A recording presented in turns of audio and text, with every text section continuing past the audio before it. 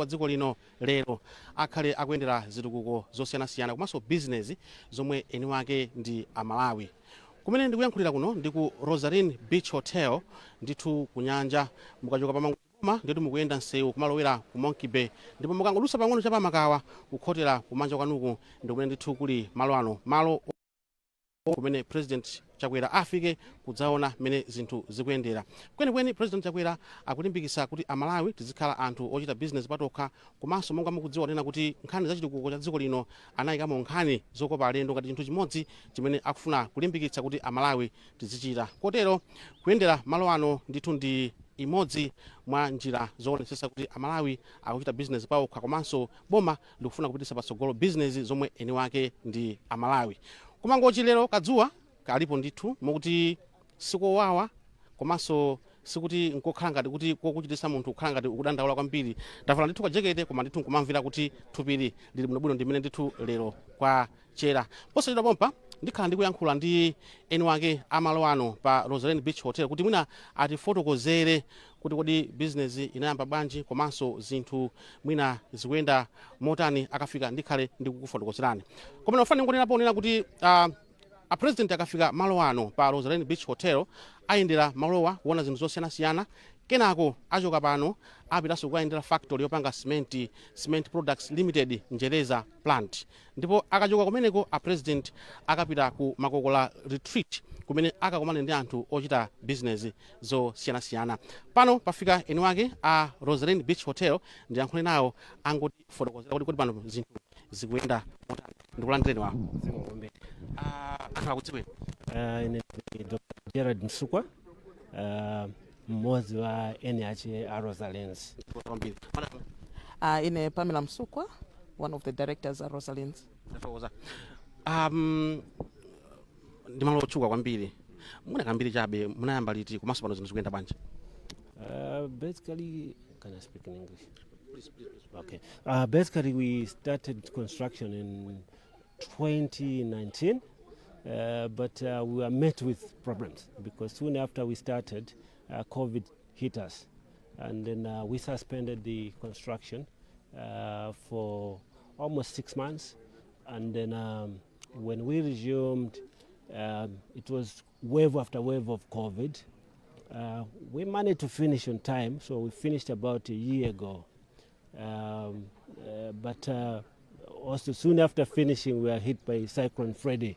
So we have had some hiccups along the way, yeah. We are affected by the rising levels in Lake Malawi. Tell me about that. Yes, I think we had all seen on the pictures, the water levels was very high. We might say we are very lucky. We fought through with sandbags along the way, but here we are. It was bad. It affected us greatly. Yes, and slowly it's receding, and we're hoping for normality from the water. Now that you are recovering, how is business at the moment? No, it's slowly picking up. It came at a time when business was so low, so that really greatly affected us. But slowly we're hoping with summer coming up, because that's the time visitors come when it's warm like this. Yeah, so now we're slowly picking up. Yes. We have had a time people saying that maybe such investments cannot be done by Malawians of Malawian origin. How does it feel to you own this facility? No, well, it feels great. I'm sure we are not the first ones. We were also inspired by other Malawians. We hope we can also inspire other Malawians to do so. What's more important is that you should never be scared. In such a business, is one step at a time. You know, as long as you have a vision, you have a focus, then that's what is needed. Yeah. Now, seriousness in making sure that local have experts in business in Malawi. Today, the president is coming to visit this facility. What does that mean to you, Pamela? It means a lot for Rosaline's Beach Hotel, because that visit already, it's bringing in a lot of people. So us as a business, I think we'll be able to showcase Rosaline's to Malawi and Rosaline's to the world. So this visit, it is very important for us as a business. Yes. Thank you very much. Briefly, maybe what do you offer? Well, at the moment, Rosalind's offers some of the most wonderful accommodation. We have some of the most wonderful water facilities. We also have a bar, not just a bar, but 2 bars. A bar for, for great entertainment, but also a coffee bar for those who come for business. So those are the 3 things.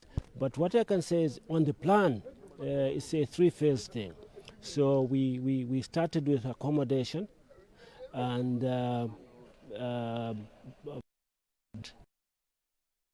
we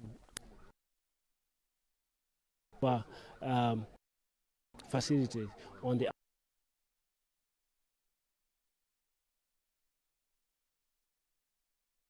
pano president a dziko lino Dr. Lazarus Chakwera akhala akufika ndithu kumalawi kuno kumalo kuno mmene nanenera kuti kuzayendera hotel tamva kuchokera ndithu chiyambireni kupanga ndithu anakumanako ndi mikwingwirima yosiyanasiyana, komabe zapezeka kuti ndithu business pang'ono zamba kuyenda. Atchulapo nkhani ya covid, komanso atchulapo nkhani yonena kuti mwina madzi anasefukira zinakhalanso ngati zawakunda, koma pano zikuyenda bwino. Ndili ndi atuna apa olemekezeka asotengwe madzuka banja ndu yadzuka bwino. Inu madzuka bwanji? a president yakuyendera tinene kuti business zomwe eni wake ndi amalawi, nkhani zolimbikitsa malonda, mwina zimenezi tiphunzire zotani lero? Mukudziwa president anachita isolate ma sectors atatu, ku agriculture, ku tourism komanso ku mining, ngati ma sector amene tikuwaona kuti ni ma game changers, ma low hanging fruits amene titayikako chidwi kwambiri. Nthawi yake ndiyochepa kuti chuma cha dziko lino chikhazikike komanso chikwere mofulumira, ndipo lero a president asankhako ma company angapo mangochi muno, ndipo imodzi ndimene ya ku tourism. Chosangalatsa kwambiri ndi chakuti izi tikuchita tokha amalawi, izi tikuchita tokha achinyamata, kutanthauza kuti president akuzalimbikisa anyamata kwambiriso achimalawi kuti tatiye tisabwerere mbuyo pa maganizo athu, ndipo boma ndilokonzeka kukugwirani dzanja, kukuthandizirani munjira zino, koma inonesani chidwi kuti you can venture into some sort of businesses like imene apanga Dr. Msukwa here. Atokoza kwambiri olemekezeka. Thank you. President akhala akufika ndithu chapampano kufika malo ano, ndipo zonse zikhala kuti ziyamba pamene a president akhale akuyendera kuzungulira malowa kuona zinthu zosiyanasiyana zimene zikuchitika kuno ku Rosalind Beach Hotel. Mu chimodzi mwanomo ndithu president dziko lino Dr. Lazarus Chakwera akufika kumalo kuno ku Rosalind Beach Hotel kumene kuzayendera ndithu malo ano ngati njira imodzi kulimbikitsa nkhani za business zimene amalawi tikuyenera kumachita, komanso nkhani za malonda, makamaka ku nkhaniso yolimbikitsa chitukuko cha dziko lino, monga mmene afotokozera anduna aja kunena kuti a president anakhazikitsa ngodya zimene imodzi mwayiyo ndi nkhani zokopa alendo, kuti ndithu ndi zinthu zimene zingathe kupititsa patsogolo chitukuko cha dziko lino. Kotero ulendo umenewu ndi mbali inanso yolimbikitsa nkhani zokopa alendo, chifukwa chokuti malo ano kwenikweni ntchito imene akugwira ndi kulimbikitsa nkhani zokopa alendo kuti adzifika mdziko muno, komanso angakhale ife amalawi eno ake tizifika kumalawi kuno ndithu kudzachita nawo zimenezi mene dziko likuyenera kuti liziyendera. Koma chachikulu nchonena kuti ifenso amalawi eno ake ndi amene tikuyenekanso kumayamba kubwera kumalo ngati kuno. Ndikambepo kunena kuti a president akufika, komanso kwabwera anthu osiyanasiyana amene abwera kuzachingamira a president. Ndaona kuli mafumu, komanso ndaonanso kuti kuli bwana mkubwa wa konsolo ya Mangochi makamaka ija municipality, kuli akuluakulu aboma amene afika ndithu kudzayenda nawo ndi president Chakwera pamene akudzayendera malo ano. Kuliso akuluakulu antchito zokopa alendo za tourism muno Mangochi, ndipo onsewa kufika kumeneku ndithu ndi kufuna kutsimikizira kuti ulendo umenewu ndi ulendo ofunikira kwambiri pamene president Chakwera akuzayendera malo ano. Pano a president kwa anthu amene abwera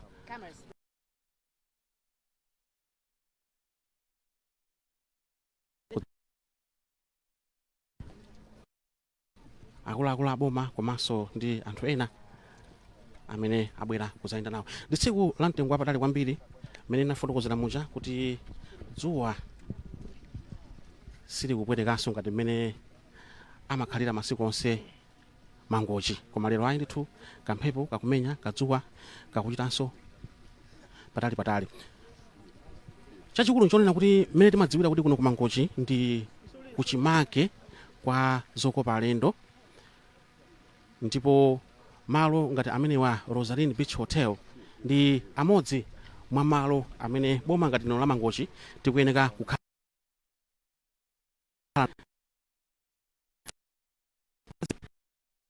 nawo pa zokopa alendo asamasowa, komanso anthu obwera kunja kandi malo sanapeze malo amene akhoza kukhala maso malo oneka zokongola. Chifano Rosarine Beach Hotel ndi malo ndithu oneka okongola kwambiri amene eni wake kufotokoza kwawo adatenga nthawi ndithu kuti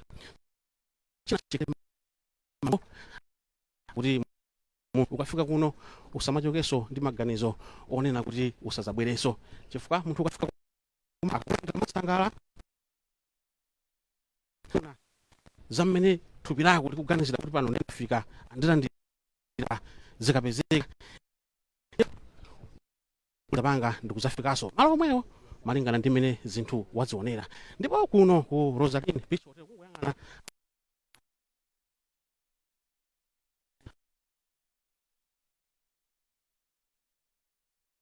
zilipo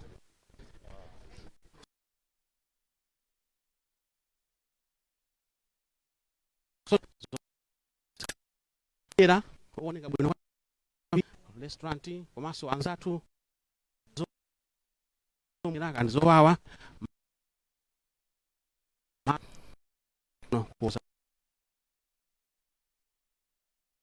aku mu mene zina ndipo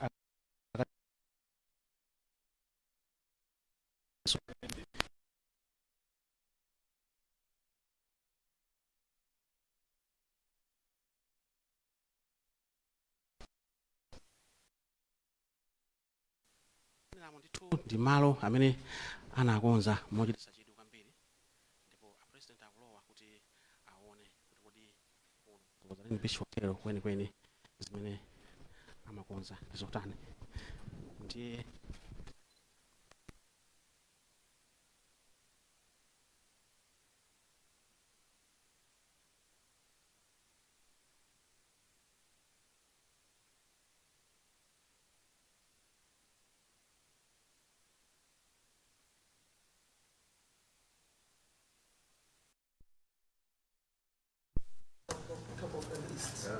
you get it here. This is a place for it to meet. Situmbua. But to get to meet from home, then you will have it across like this. Yes.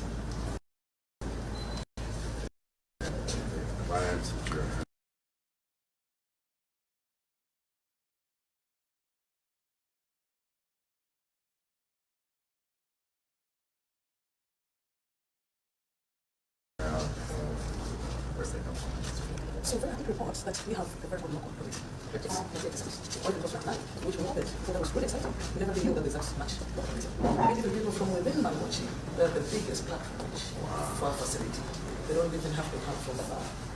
Yeah, so if it's like the Chileans in tourism, they will contribute to that, and that's local tourism, not only looking from far, but starting from home.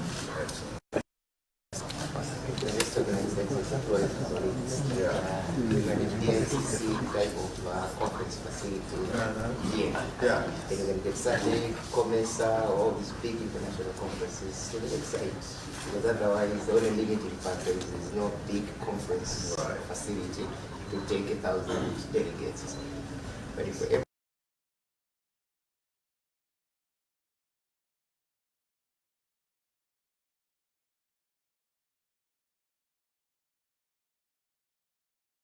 to do that, all these rooms will be filled up. Alena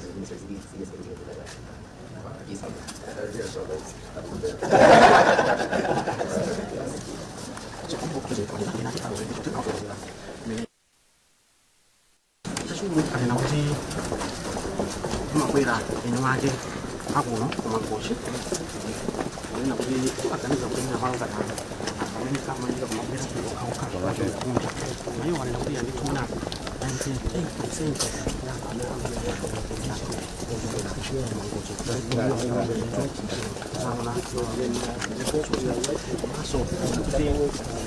Anguna asosian anda malam dukung lawan diri pun itu cuma ini cuma yang ada salira program yang bisa dah ini malam konferensi mulai nanti created a small room, just excuse me tiny ones, you know, so that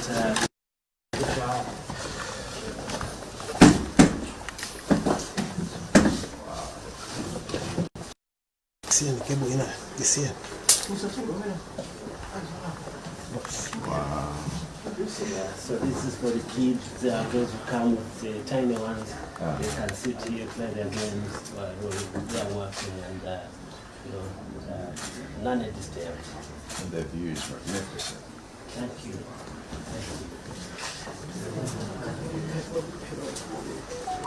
Very good.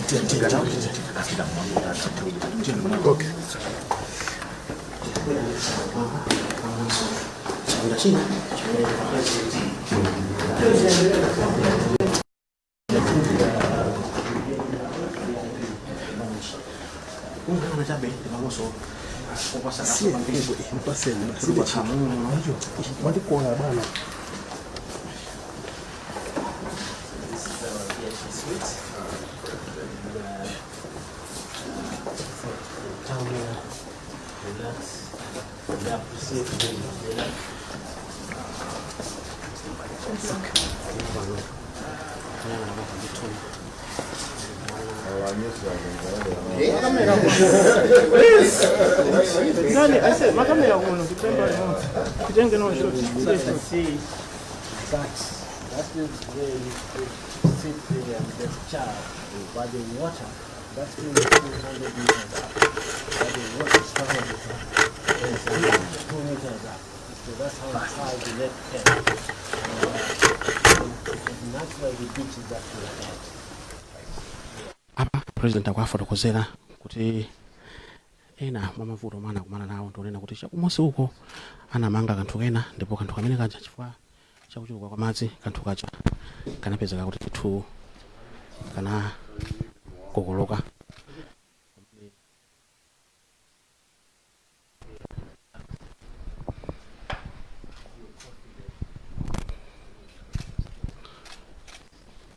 tikhale tikutuluka mchipinda muno kutsetsereka ndithu panja kumene president atakasaine buku la alendo kuti anafika kuno ku Rosarine Beach Hotel kumene aendera restaurant anachoka ku restaurant aendera marumu awiri ndipo pano president akhala tsopano kupita kukasaina buku la alendo kuti anafika kumalo kudzaona mmene zinthu zikuyendera. A president nkuyankhula kwawo ayamikira kwambiri kuti malo ano ndi malo ndi tochititsa kaso malingana ndi mmene zinthu zawo azikonzera malo ano mmene akuonekera koma zinthu zonse zakonzedwera pano a president akhala kutuluka mkati muja mbali ya malo ano kumene akaonenso ena mwa ogona nanena pachapa kuti asaina mbuku la alendo koma zikuoneka chawakomera kuti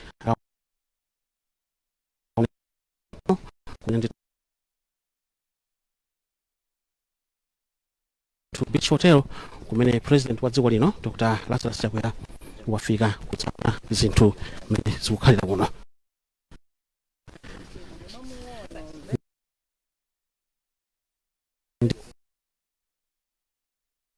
zija zokuti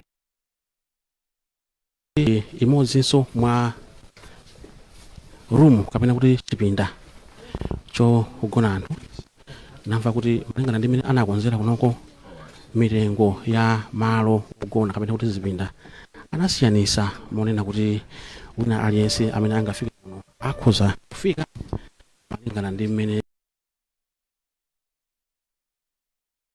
ndikuona ndithu kusangalatsa kwambiri president alowamo muli bedi ndithu yokongola kuyalaso pa bedi khala ndi mayina osiyana yane kuphunzirira kusulu zokopa komanso kuyang'ana bediyo anapangira nkuona mbiri zimene Rosarine Beach Hotel. So ndikuona chakusogolo kakeko kuliso kanema aonena kuti munthu ukakhala kuti wathana ndi dzuwa panjapa uthanso kukhala kumaonera mpira makanema osiyanasiyana kuphatikizapo MBC memo ndipo mmene nanena muja kuti akweneka akasaine nena kuti yendebe ndinayi kulinso totani Rosarine Beach Hotel kumanga wake mina anamangira ndi yabwera mwatsopano imene anthu amayitchula kuti ndi makaso anamanga tithu ndi makaso marumu osiyanasiyana apo akuchita ndithu ndi anthu kwankhuno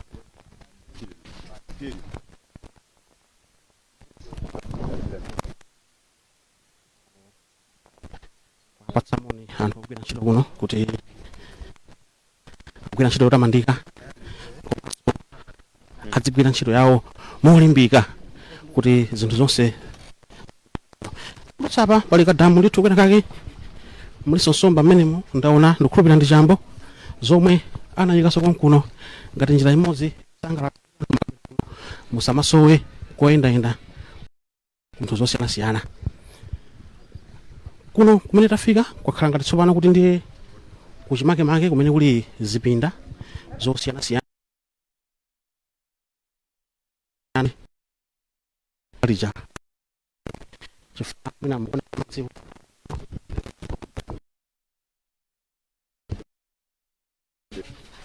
ndi chimodzi mwa president akusaona ndiye akuyendabe akumafotokozera pamene zinthu zinakhalira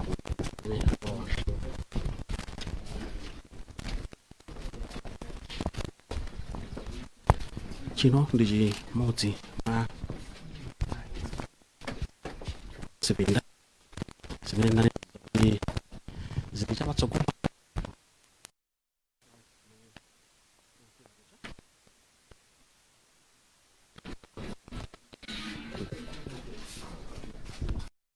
waba akwafuna zinthu zinakhalira madzija ya komanso kuti munthu ukakhala muchipinda muno kuti kuchako utha kumaona zotani.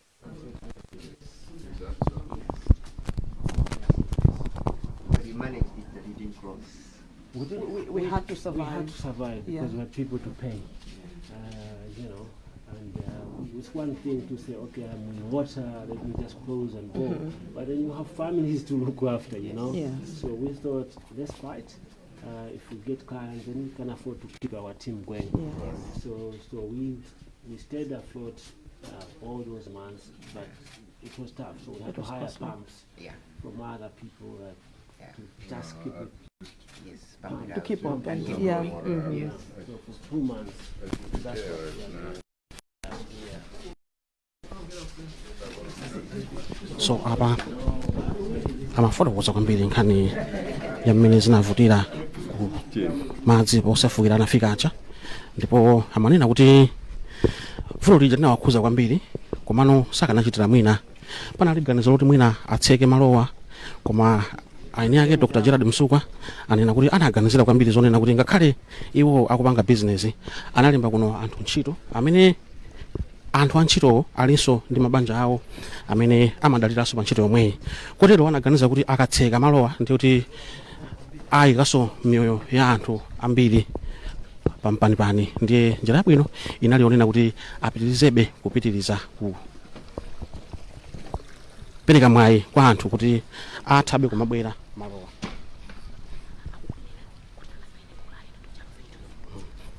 Ndiye pano apresident akubwerera kuti akalembe m'buku la alendo kuti adafika kumalo kuno, komanso akalemba m'buku la alendo ndiye kuti akatero akhala akubwerera kuchoka malo ano kumene tikhalinso tikulowera ku Cement Products Limited kunjereza kumene ndithu adakaonenso kumeneko business ya panga cement imene anthu ena akuyendetsa. Awa ndi anthu ndithu ogwira ntchito kuno ku Rosalind Beach Hotel.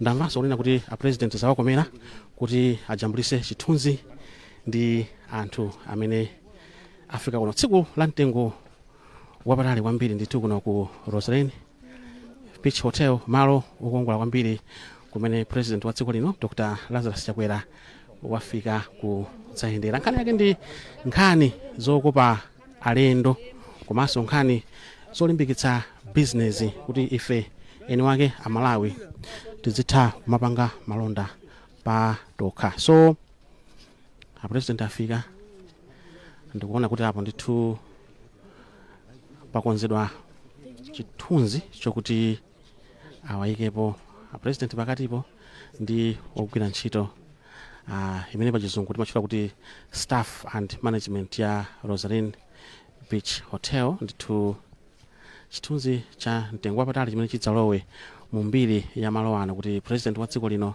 adafika kuno kudzayendera malo amenewa. Ndiye ndimakambapo nkhani yonena kuti kunavuta kwambiri madzi osefukira kuno. Ndikukumbukira nthawi imene tinabwera kudzaona mmene madzi adakhalira pamalo pano adalipo ndithu ochulukirapo, komabe panopo zikuoneka kuti pang'ono ndi pang'ono madzi aja ayamba kubwerera, komanso munyanjamo mukakhala ngati kuti madzi anali oderapo, koma pano zikuoneka kuti madzi aja tsopano ayamba kuyera. Ndiye zonse kuno zikuoneka kuti ngakhale akumana ndi mavuto osiyanasiyana, komabe pang'ono ndi pang'ono zinthu zayamba kuyenda bwino, business ikuyenda bwino. Akunenanso kuti anthu akumabwerabe kudzafika. Ndiye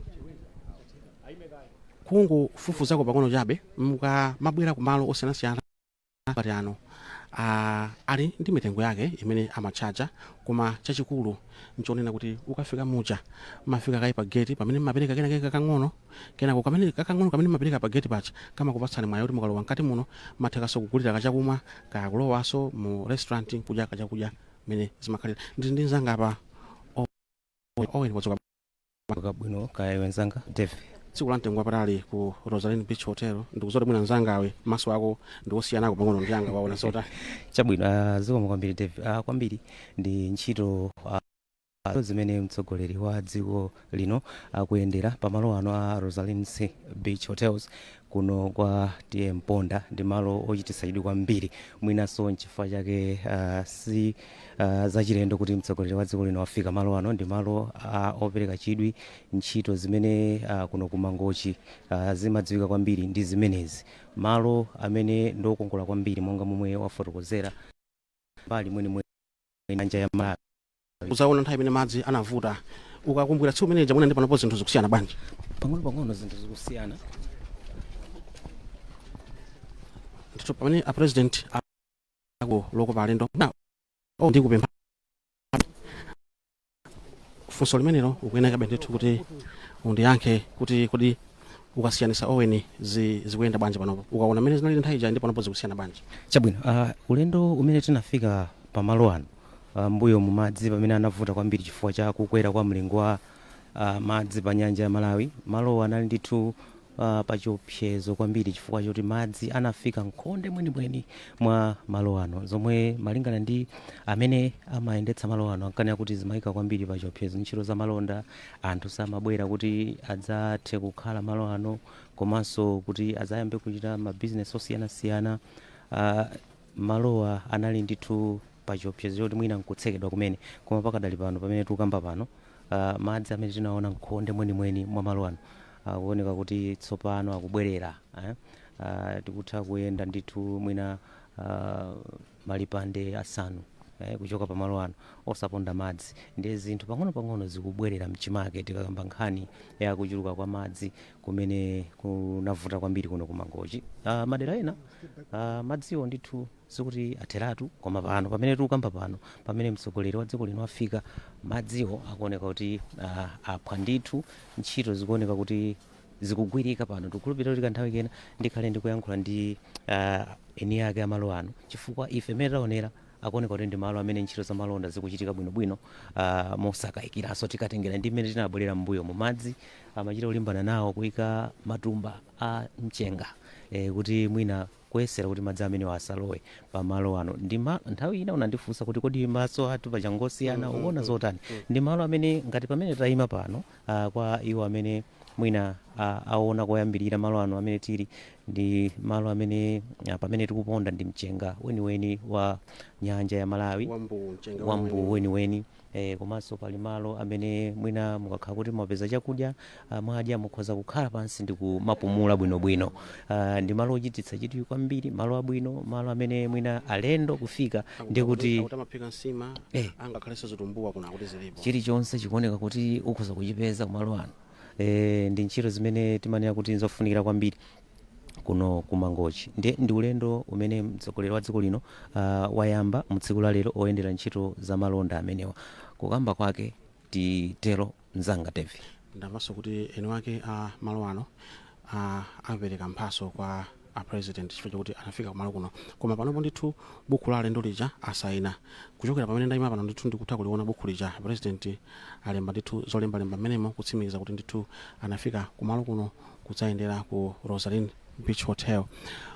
Kufotokozako iye ndithu kuyang'ana mmwambamo mmene anamangira kuno ndi zinthu zopereka chidwi kwambiri, zinthu zonena kuti mwina eni wake amalawi mmene timaganizira tikhoza tokha kumazinyoza kuti chinthu choterechi amene anamanga si Malawi, koma ndithu amene anamanga chimenechi ndi eni wake eni amalawi, nzika zakuno ku Malawi amene ndithu akugwira ntchito zopitisa patsogolo nkhani zokopa alendo, komanso kupitisa patsogolo nkhani zokuti tokha amalawi titha kuchita business zimene anthu ena samaganizira. Timakamba nthawi zambiri kuti tidziyamba ndife amalawi. Chichewa chimenecho ndikukhulupirira kuti takhala tikuchikamba kwambiri.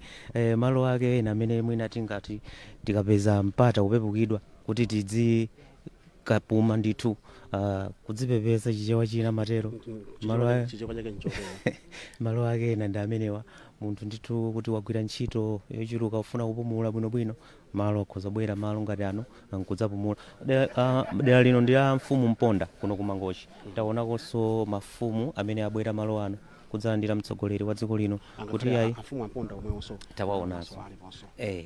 Alipo akuluakulu a ntchito za malonda. Taonapo a Chancellor Kafera Panjira amene ndi mlangizi wa boma pa nkhani za chuma, komanso taonapo nduna za dziko, komanso nduna za malonda Sosten Gwengwe. Tikachoka pano tikupita kuyendera akuti Cement Products Limited Njereza. Mwina zimene zinzofunika sobanja ndi ntchito inanso yofunikira kwambiri. Tikamakamba nkhani za chitukuko ndiye kuti nkhani zomangamanga zimakhalamo, nkhani za umoyo zimakhalamo, nkhani za maphunziro zimakhalamo, koma apa tikukamba nkhani yokhudza ntchito zomangamanga. Ndi kampani imene ili kumalo kuno ikugwira ntchito imene yopanga cement ndofunikira kwambiri pa chitukuko cha dziko, chifukwa ndi mbali imodzi yomwe imafunikira kwambiri tikamakamba za nkhani zomangamanga. Ndiye mtsogoleri wa dziko lino Dr. Lazarus Chakwera aona kuti nchofunikira kwambiri kuti akafike kumeneko akaone kuti ntchito zikuyenda bwanji, nanga anthu ogwira ntchito kumalo amenewa akuti bwanji mmene zikuyendera ntchito za kumeneko. Ndiye sa nchifukwa chake tikufuna kuti tikaonekere kumeneko. Pano president ndithu akufumuka pamalo pano kumene tikhali ndithu tikulowera ku Cement Products Limited ku Njereza, kumene ndithu akuyendera kumeneko kampani imene ikupanga cement, kampani ya Malekongoma. Ndiye tikusire ndikaye ndikuperekeni kwa anzathu ku Kwacha pamene ife tikhale tikuyenda kulowera kumeneko ku Njereza. Anzathu ku Kwacha tilandireni kuti ife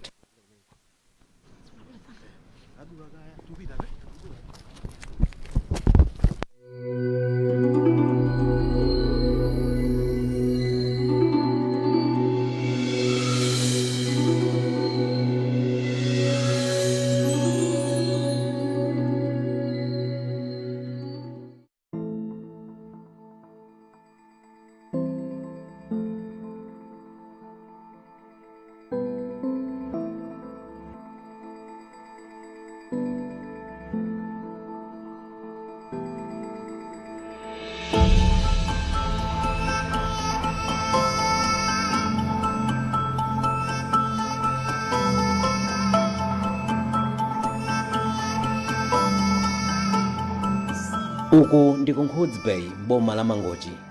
Kwa nthawi yoyamba mu mbiri ya mudziwu ndi midzi yozungulira, anthu tsopano ali ndi mwayi otunga madzi aukhondo a mipopi.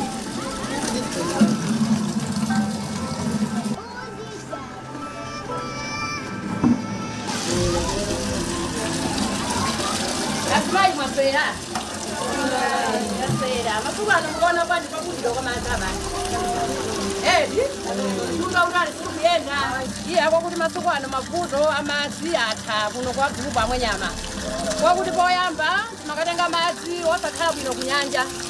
Anzathu mama akalawirira kukatenga madzi kunyanja, makachapirapo matawera. Ife timanyamuka ndi mapero kupita nawo kunyanja tikatunga pamwepo pamene amatati amachapira matawera. Kwakuti timamwa madzi osatetezeka osachema mankhwala. Koma pano ndipo kuno kuti kudali nthenda zakolera pafupa fupi. Koma pano zonsezo zatha, a president adatipatsa madzi aulere awo. Aukhondo othekera mankhwala kulolini, komanso ngakhale kusamba panopa matukati ngosiririka chifukwa cha madzi amenewo aukhondo. Ife tikuwayimira president timene atipangira kuno kwa mwenyama. Kuti ambuye wadalitse mukhamu a president. Ife kuno tikumwa madzi aukhondo kwa mwenyama kuno, aukhondo. Wopanda matenda, wopanda zilombo, wopanda china chilichonse. Koma kilini madzi medu umwepo kuno kwa mwenyama. Tue kaya anzathu kumeneko mwatira ndiye bwanji chitukuko chimeneko. Mwatira ndiye bwino. Naulera ukhondo. Iya ipeso kuno tikuthokoza kwa basi pamodzi ndi agulupu amwe nyama pazimene apanga president kuno kwathu. Chifukwa zosowa.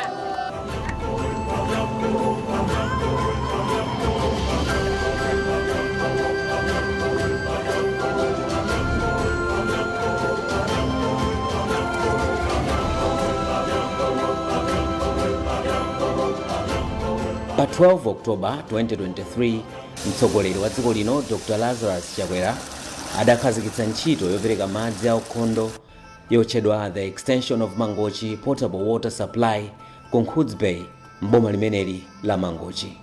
Mtsogoleriyu anati ndi khumbo la boma kuti pofika chaka cha 2030 munthu wina aliyense mu dziko lino akathe kufikiridwa ndi madzi aukhondo pofuna kupewa matenda komanso kuti akhale ndi moyo wathanzi.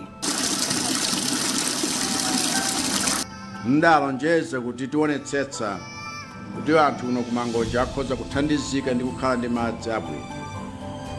Panali zovuta zina mkati mwakemo nkudzatigwera vuto lalikulu la kolera.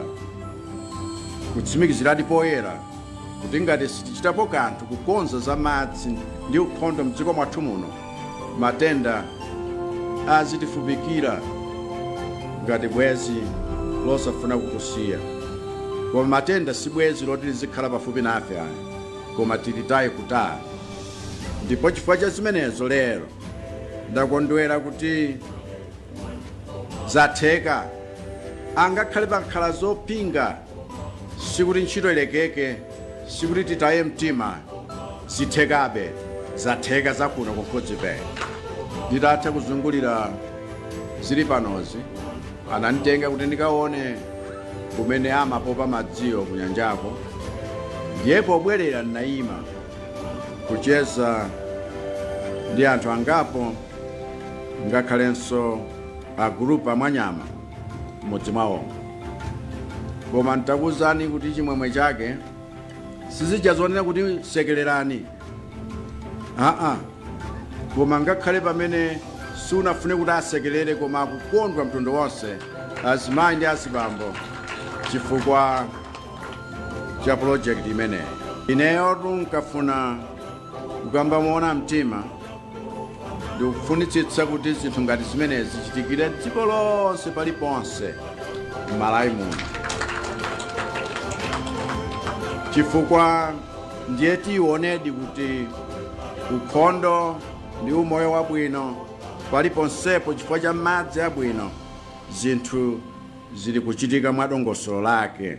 Ntchito imeneyi yopereka madzi a ukhondo ikuyembekezereka kufikira anthu oposa 92,000 mboma la Mangochi, ndipo anthu ambiri kuchokera ku Monkey Bay, Nkhuds Bay mpaka pa Mangochi boma awalumikizira kale madzi a mipopi m'makomo mwawo.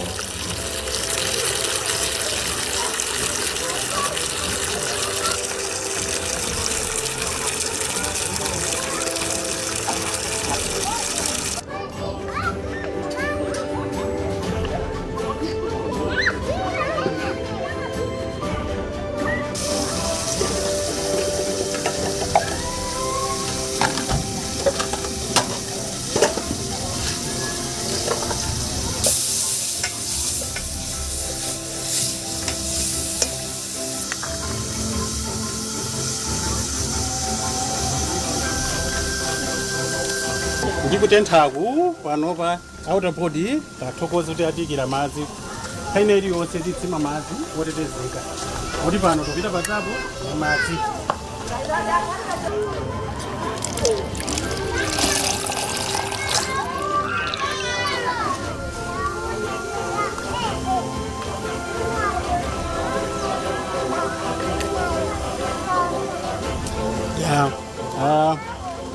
Kuthokoze autapodi potikira madzi kuno kudera kuno maso mmakomo ngati mmene zililimu kale kunalibe madzi ngati yawa ammakomo. Timangomvera kwa anzathu kuti anthu amamwa madzi apatapu, amagula madzi otchipa, koma lero zili kuno kwa Mwanyama kuno moti mmakomo onse ali ndi madzi ngati amene tikumwa pano. Ndipo ine ndikuthokoza president kuti ndi moyo umenewu asausiye komanso apangireso madera ena chitukuko chimenechi. Nthawi imene ife zaka zapitazi kapena chaka chathu chomwechi kolera kuno anativuta kwambiri chifukwa cha madzi amene timamwa kunyanja, moti pano kunyanja tasiya. Tikukhulupirira kunena kuti kolera dera lathu lino mudzi mwathu muno achepa chifukwa choti tikamwa madzi aukhondo otira kulorini apa khomopo mpano kosayendeyenda mfukwa kolera timatenga kunyanja. Komanso azimayi athu amalawira filikoloko kumapita ku madzi kukatunga madzi mwatisiya azibambo m'manyumba filikoloko. Zimenezo tikunena pano zatha chifukwa cha mmene madzi afikira ali pa khomo. Mzimayi akhala omasuka kogwira ntchito zake bwinobwino lakachichoko kumunda alatope ndikuti adziwa kuti madzi ali pa khomo mkati madera ena amene amakhalira.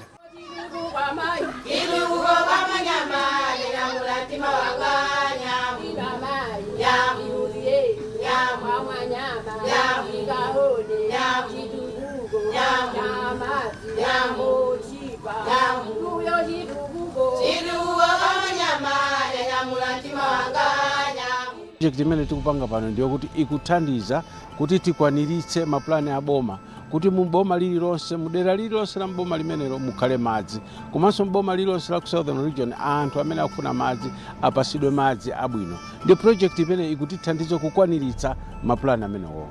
Ngati kumakanjira ife tili ndi maplani kale okuti tikhoza kupitisa madzi kumakanjira, tingodikira kuti tipeze timakobiri pang'ono, koma zina zonse zokayika madzi kumakanjira ndi zokwanira oti tikhoza kukwanitsa kuti pasanathe chaka chathu kumakanjira kukakhala madzi abwinonso ngati komweko.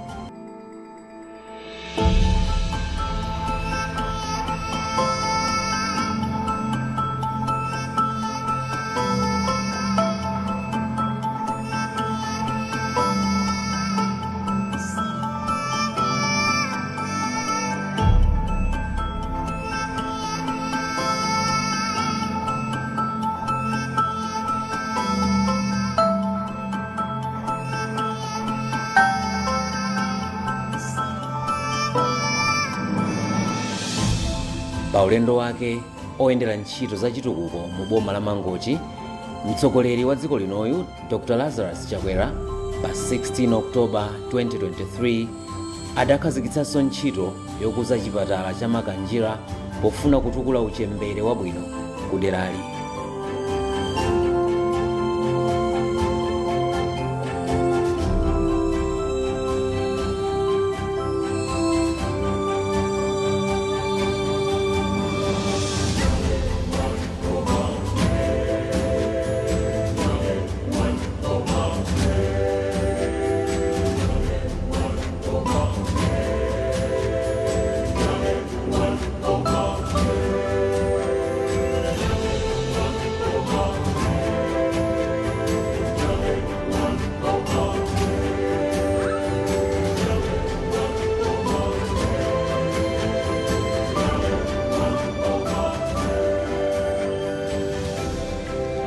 Chipatala ichi nchofunikira koposa chifukwa chiwerengero cha azimayi ndi ana amene avutika nthawi yayitali chichepa, amayi amene afa chifukwa cha ubereki chichepa, chifukwa ku Mangochi konse kuno madera wena chiwerengero chidatsika kale, koma kumene chinakwera kwambiri ndi kunoku wa Makanjira kwa Lulanga.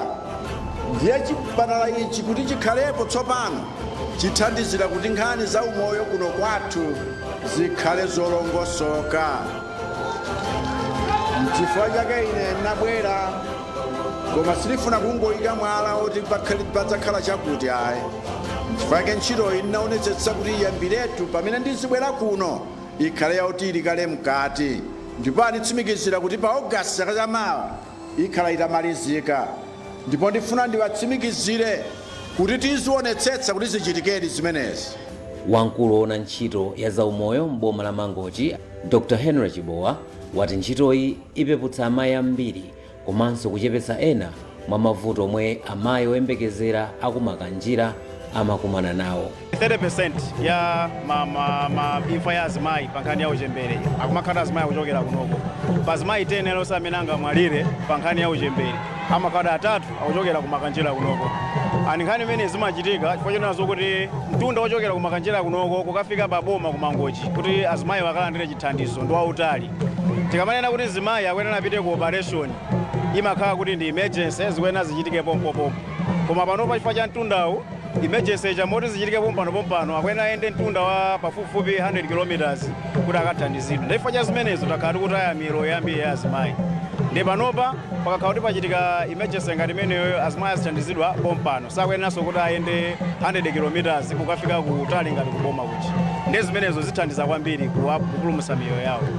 Mfumu yayikulu ya Yawo Paramount Chief Gawinga yathokoza boma pokhazikitsa ntchito yokulitsa chipatala cha Makanjira. Ndili ndi chikhulupiriro chakuti wina aliyense ali ndi chisangalalo potengera umoyo wa munthu umene umakhalira. Mtunda umene ulipo kuchokera ku Mangochi udzafika kuno ku Makanjira ndi mtunda wautali kwambiri, ndipo ndi wovuta monga mmene tikuonera nsewu. Sono tiyerekeze kuti ngati tikumva kupweteka ife amoyo kuli bwanji matenda. Choncho pamene lero a state president abwera kuno ku Makanjira kuzakweza ntchito ya zaumoyo pa chipatala cha pano pa Makanjira, ndi mmene taonera moja kuti kena kalikonse kakhala kali konkono. Ndili ndi chikhulupiriro chakuti anthu aku Makanjira masiku akubwerawa, miyezi ikubwera, zaka zikubwerazi akhala pa mtendere. Ndipo matenda amene azipita ku Mangochi okhaokhawa amene akhale kuti ndi achikulire ndithu oti mpaka ku Queens akafika, koma na zina zambiri zizithera konkono. Chisangalalo chimenechi ine m'malo mwa mafumu akuno ku Mangochi komanso mwa anthu a dziko lino la Malawi tili wokondwa ndi kunyadira kwambiri. One motchalenso ilipo mpano izakhala ilipo imene idzathandizanso ni kuti ngati maliro athu atatichitikira kuti titha kusunga kwa masiku awiri tikukonzekera za maliro kuti tikachite mwambo wonse, pomwe mwayi umene uwo panalibe. Chipatalachi chikumangidwa ndi thandizo lochokera ku boma la Iceland lomwenso lili ndi zolinga zofanana ndi boma la Malawi pofuna kutukula umoyo wa anthu.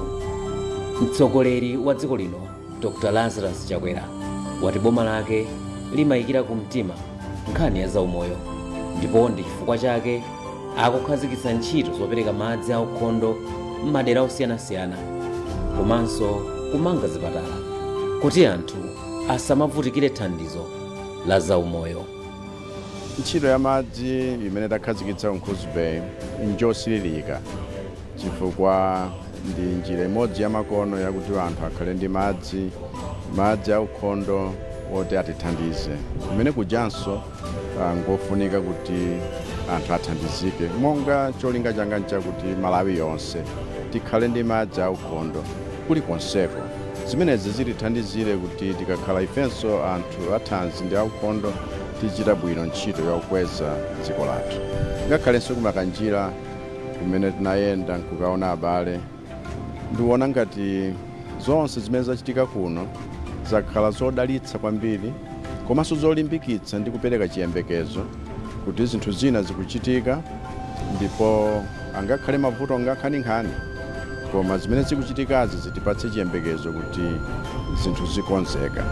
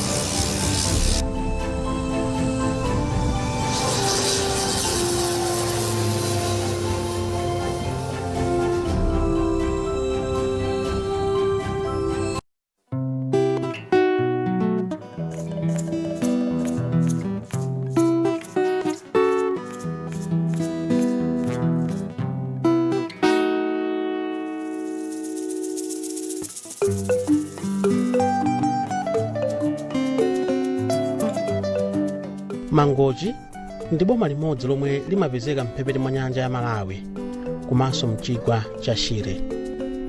Chifukwa cha nyengo yake yotentha komanso dothi lake la mchenga, mitengo ya mgwalangwa, mlaza komanso kokonati yomwe ili yofanana maonekedwe ake imachita bwino kwambiri. Mtengo wa kokonati umabereka zipatso zokoma zomwe anthu ambiri ozayendera mbomali salephera kugula. Pomwe mgwalangwa umagwiritsidwa ntchito pomanga denga la nyumba kamba kuti matabwa ake amakhala olimba kwambiri kuposa mitengo ina ya chilengedwe. Mukamabwera ku Mangochi kudzera mbali ya msewu waliwonde mumalandiridwa ndi nkhalango yomwe imatchedwa Palm Valley Forest, ndipo nkhalangoyi ili ndi mitengo yosiyanasiyana ya chilengedwe. Nkhalango imeneyi ndi chimodzi mwa zinthu zopatsa chidwi kwambiri zomwe zimapezeka ku Mangochi.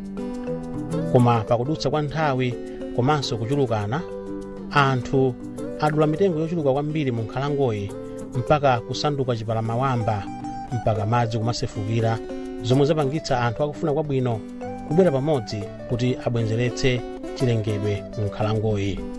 Nkhalangoyi ndi ya kalekale ndithu yakhala anthu amene azungulira dera akugwiritsa ntchito. Ndipo madaona kufunika kwa nkhalango imeneyi anayikira gazeti mu 1980. Anachita gazeti chifukwa chakuti nkhalango ino ndi yapaderadera muno mumapezeka mitengo ya makokonati, mumapezeka milaza komanso mumapezeka migwalangwa. Ndi chifukwa choti mitengo imeneyi ndi yosowa koma kunoko ikupezeka, chifukwa cha boma na gazeti ayikire gazeti kuti boma lizisamalira pofuna kuti dera lino tuonetse kuti mitengo imene imayenera kukhala kudera kuno ndi imene, chifukwa mitengo imamera mwayo yokha mwa chilengedwe. Mitengo ya kokonati yapulumukako pang'ono chifukwa cha zipatso zake zomwe anthu amadya komanso kugulitsa, koma mitengo ya mgwalangwa ndi milaza ndi yomwe yakumana ndi mikwingwirima. Mtengo wa mgwalangwa uli ndi mbiri yokuti ndi mtengo olimba kwambiri umene anthu amagwiritsa ntchito pomanga nyumba. Utha kuona kuti migwalangwa imnomwe inatha chifukwa choti anthu amagwiritsa ntchito kumangira zinthu zosiyanasiyana, amapangira nyumba migomba imene amayika anthu m'manyumbamo, manyumba zimene amanga zambiri amagwiritsa ntchito migwalangwa.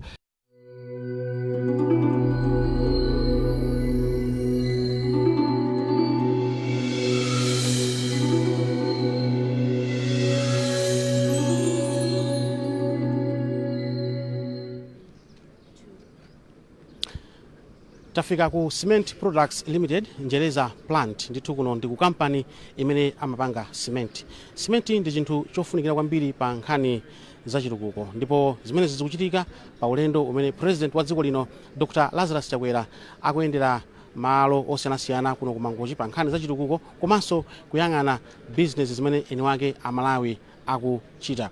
Tinayamba ndi kuja ku Rosalind Beach Hotel, ndipo pano tsopano tafika ku Cement Products Limited imene ili kunjereza kuno ndi kwa TA Nkumba. Mukamayenda ulendo olowera ku Monkey Bay mafika ndithu pamalo pena pamene pali chikwangwani chachikulu chimene chaloza kubwera ndithu ku factory kuno. Ndi ulendo ndithu pafupifupi makilomita 8 ngati C7 kuzafika ndithu ku malo kuno. Ndiye posachedwa pompa a president a dziko lino akhala akufika ndithu kudzaona zochitika zosiyanasiyana zimene zimachitika ku malo kuno, monga mene ndafotokozera muja kuti simenti ndi chinthu chofunikira kwambiri pa nkhani za chitukuko. Mokuti nkhani zomangamanga sizingayende bwino ngati simenti palibe, ndi chifukwa chake president akufika kuno kudzaona mene zinthu amagwirira kuno ku company. Ndi managing director amene ndithu amayendetsa factory imene ticheza nayo kuti good morning sir. Good morning, how are you? I'm all right.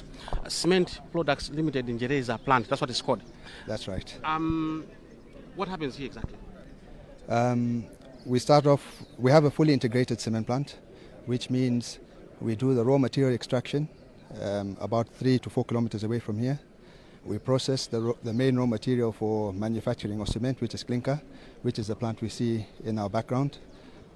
Thereafter, we proceed to process or grind the clinker into the final product, which is cement. We do the packaging, we do the truck loading, and we also do the delivery countrywide. Of course, I didn't get your name. Akbar Gafar. Okay, so maybe in terms of employment, how many people do you have here? At the moment, we have 600 permanent employees. One would be interested to know how many of these are Malawians, I know. Of the 600, yes. Which is almost 90+%. Yes, that's right. Mm-hmm. Perhaps maybe what are some of the challenges that you meet maybe when you are manufacturing cement here? When we're manufacturing cement, the main challenges are obviously forex, when it comes to doing the maintenance and the like of the cement plant. Some raw materials as well, in terms of coal. There's a lot of pressure on these raw materials, and we need them quite frequently and in large quantities to be able to burn the clinker on our site, as well as obviously the access road coming to our site. These would be the main challenges that we face, but I'd say utmost is the forex challenges.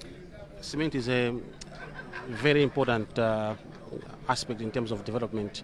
You know, you see the buildings that are coming out in town or even in the villages, people are building houses. Cement is a very important too. Are you able to meet the demand that is there for cement? Yes, we are. We are able to do our part. At the moment, we are in fact investing heavily in terms of increasing our production.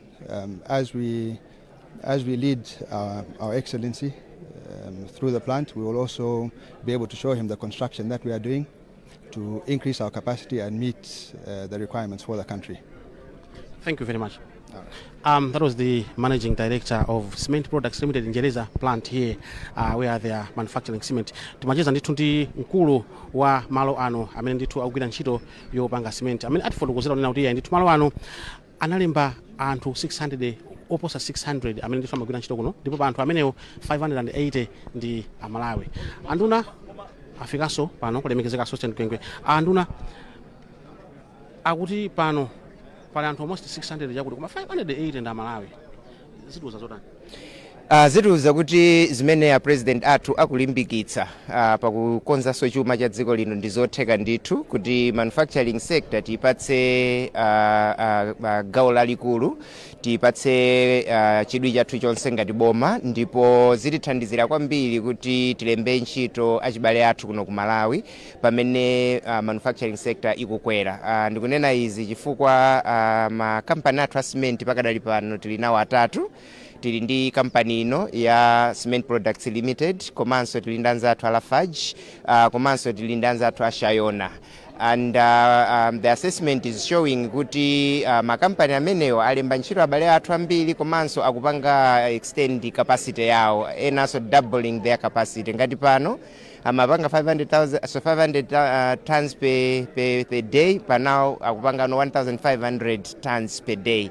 Chimodzimodzi Shayona, chimodzimodzi Lafarge, nkuja una president akupitaso ku Balaka ukaona plant inaso yayikulu imene akumanga no Lafarge mbalaka. Mzonsezi zikutithandiza kuti titha kupanga zijamati import substitution, malomo maononga forex yathu kugula katundu wati ku Malawi komwe kuno tikudzipangira tokha.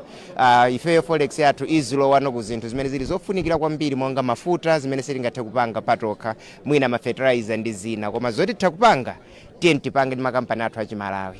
President akuyendera zitukuko zimenezi, mwina kwenikweni cholinga ndi chani?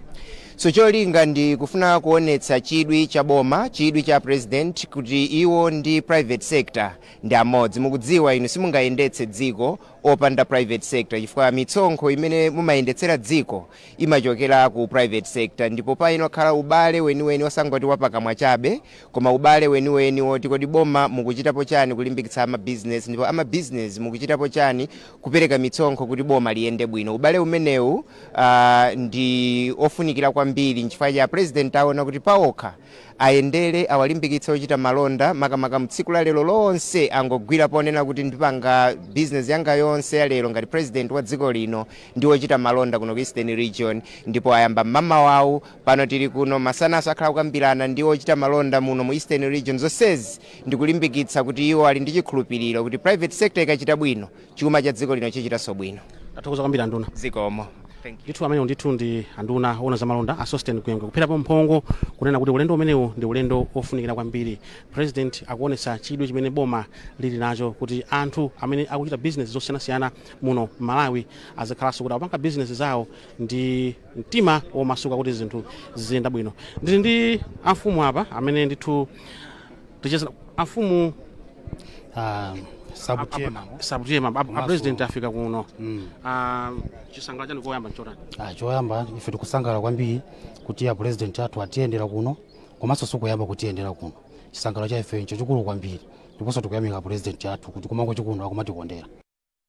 President Jonchi zikusopereka chidwi kwa anthu ena onena kuti mwina afike kuno kumangochi asakhazikise makampani osiyanasiyana nkhani ngati za malo, mwina kupereka inu ngati mafumu ndi omasuka bwanji kuti mutha kupereka malo kuti anthu ayambe business zosiyanasiyana zazikulu ngati miti kuonera kuno? Zoonadi tikatekera kumangochi kuno tinadalisika ndi nyanjaso yokongolera Malawi, ndiye ndikubwera kwa president umene kuperekaso mphamvu kwa anthu ena kuti abwere kumangochi kuno azapanga ma business. Kuno kumangochi malo alipo, malo abwino akulu ndithu kwa anthu amene ali ndi mtima kuti afuna zapanga ma business kuno kumangochi ndi olandiridwa. Ife mafumu talanda ndi mtima wonse. Tikaona mwina nkhani za chitukuko zosiyanasiyana zimene zikuchitika kuno kumangochi, ino mafumu ndi okhutira bwanji ndi mmene ntchito zikuyendera? Ife kuno mafumu aku mangochi kuno kwatiye mponda ntchito ito kundiye kuchitika. President wathuyu tikaona mtawuni ya mangochicha pano mtala kutani akukhozedwa mmene munjamo, komanso paliso corporate irrigation scheme kapena Mulambe irrigation scheme imene inayamba kalekale pakatika paduso pa president ambiri, koma chifukwa cha masomphenya president wathu program ya corporate irrigation scheme icha panopo ikuyenda bwino moti nthawi iliyonse zipaso zake ziyamba kuoneka. Komanso sewoma kanjira so pompano kuyamba kutani kuyamba kukhozedwa so pompano. Komanso ndingoperekaso ndikuyamikeso president wathu chaka chatha kumangochi kupondasi inachitika ngozi imene inachitika padomasi, anthu okwana 11 amupondasi anamwalira, komanso anthu ena aso anavulala ambiri, koma mtsogoleri wathu anatumiza minister of local government amene ali Chimwendo Banda nali mmodzi pa maliro amenewo kumpondasi, komanso anapereka chipukuta misozi ku mabanja host 11 amene anafedwawo chipito cha ndalama za nkhaninkhani. Ndiye zinezo zimene zikusauti president athu kuno kumangochi makamaka kuno kwasino chifu ponda akutani akutikonda. Komanso tiyamikireso kwa president athu amalema gogo anga asino chief port pamene amadwala anabwera kuzaona komanso akakhala atisiya komanso atata anabweranso kuzaona. Tathokoza kwambiri mfumu amene ndi sub ta mambo fotokozapo ndithu ziwiri zitatu zamene iwo akuonera ntchito zachitukuko amene zikuyenera kuno ku Mangochi. Afotokozapo nena kuti ayi ndithu president Dr. Lazarus Chakwera akugwira ntchito yotamandika kwambiri kuonetsetsa kuti anthu akuno ku Mangochi chilichonse chimene akufuna kuti ntchito zachitukuko zizipita patsogolo zonse zikuyenda bwino. Ndiye pakhalanso pakubwera anthu ochokera ku MCCI amene tikhale tikucheza nawo timve mbali yawo mwina nkhani zokhuzana mbali imene yokhuza zomangamanga. Ndikulandireni mami. Ine ndimakudziwani koma ena amene akuna ndisakudziwani. Ine ndine Daisy Kambalame, CEO wa Malawi Confederation of Chambers of Commerce and Industry. Zimenezi la president akuyendera Cement Products Limited kuno zikutanthauzanji? Mwene mukudziwa panopo tikufuna kulimbikitsa kwambiri chuma kudzera ku makampani.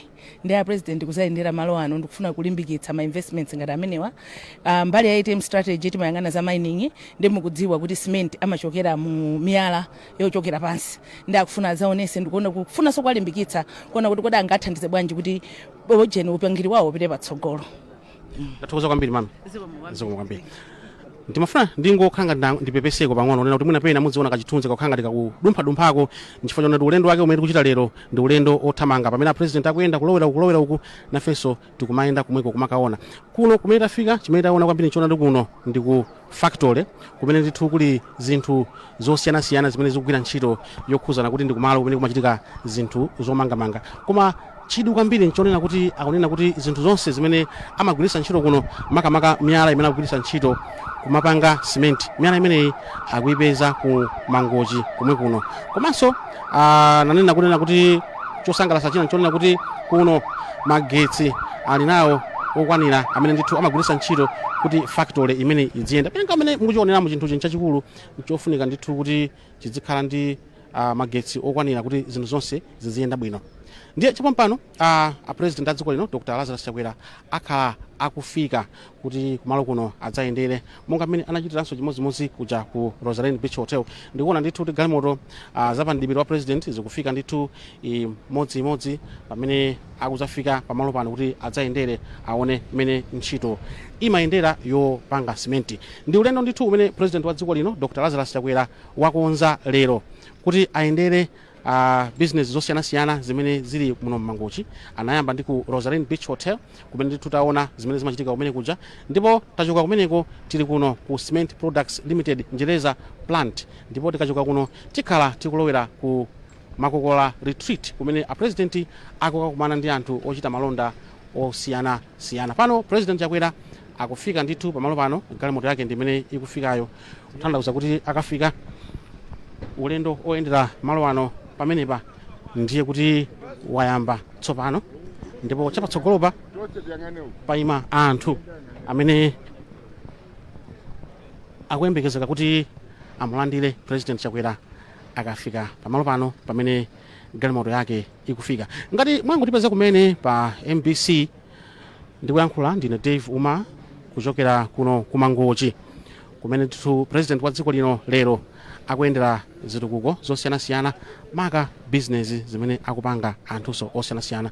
Ndiye tinayamba kupita ku Rosarine Beach Hotel malo amene akulimbikitsa nkhani zokopa alendo kumene ndithu president Chakwera wayendera ndipo tachoka kumene kuja tafika kuno ndi ku Cement Products Limited kunjereza konkuno ku Mangochi kungodusa pamakawa chapatsogolo apo mpamene ndithu akuzayendera kampani imeneyi imene imapanga cement. Ndiye president Chakwera akatuluka mgalimotomu akalowa kaye mukachipinda kamene atakamufotokozere ziwiri zitatu zamene zinthu zilili pamalo pano kenako ndithuno akhala pa ulendo oyendera malo ano kuti kodi mwala akatenga mwala ndikuyamba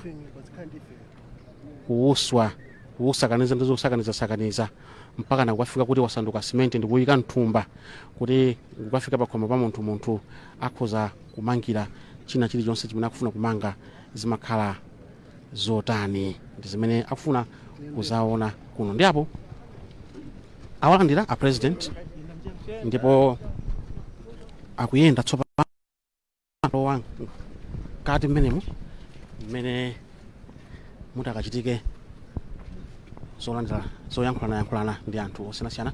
Ndaona apo apatsana mono ndithu ndi managing director aja komanso anthu osiyanasiyana kugwira ntchito konkuno akuluakulu amene afula panzere kuti awalandire president, mafumu,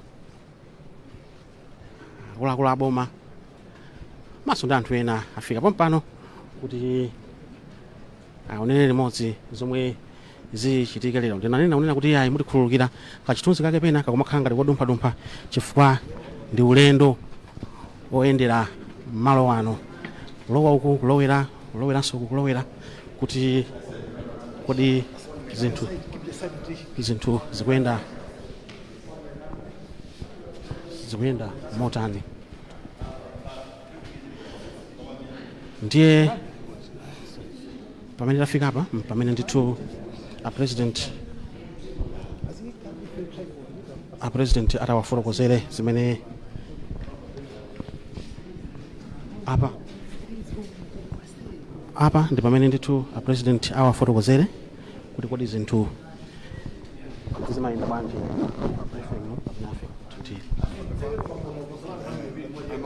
The managing director for Cement Products Limited. This is my father, the founder, Mr. Aslam Abdul Ghaffar, the chairman for Cement Products Limited. Thank you. Yes, I've got a brief presentation here for you, just to elaborate on what it is we're doing here in Jereza Mangochi, and take you through what the cement process is like. And then thereafter we'll be able to go through the factory, where you can appreciate the investment that is on the ground and the work that we are doing. So, warm welcomes to you, Your Excellency. About Cement Products Limited, I've explained about our founder. We're a registered company. We registered in 2004. This is a 100% local Malawian investment, which I think is very important and quite a big feat for our country.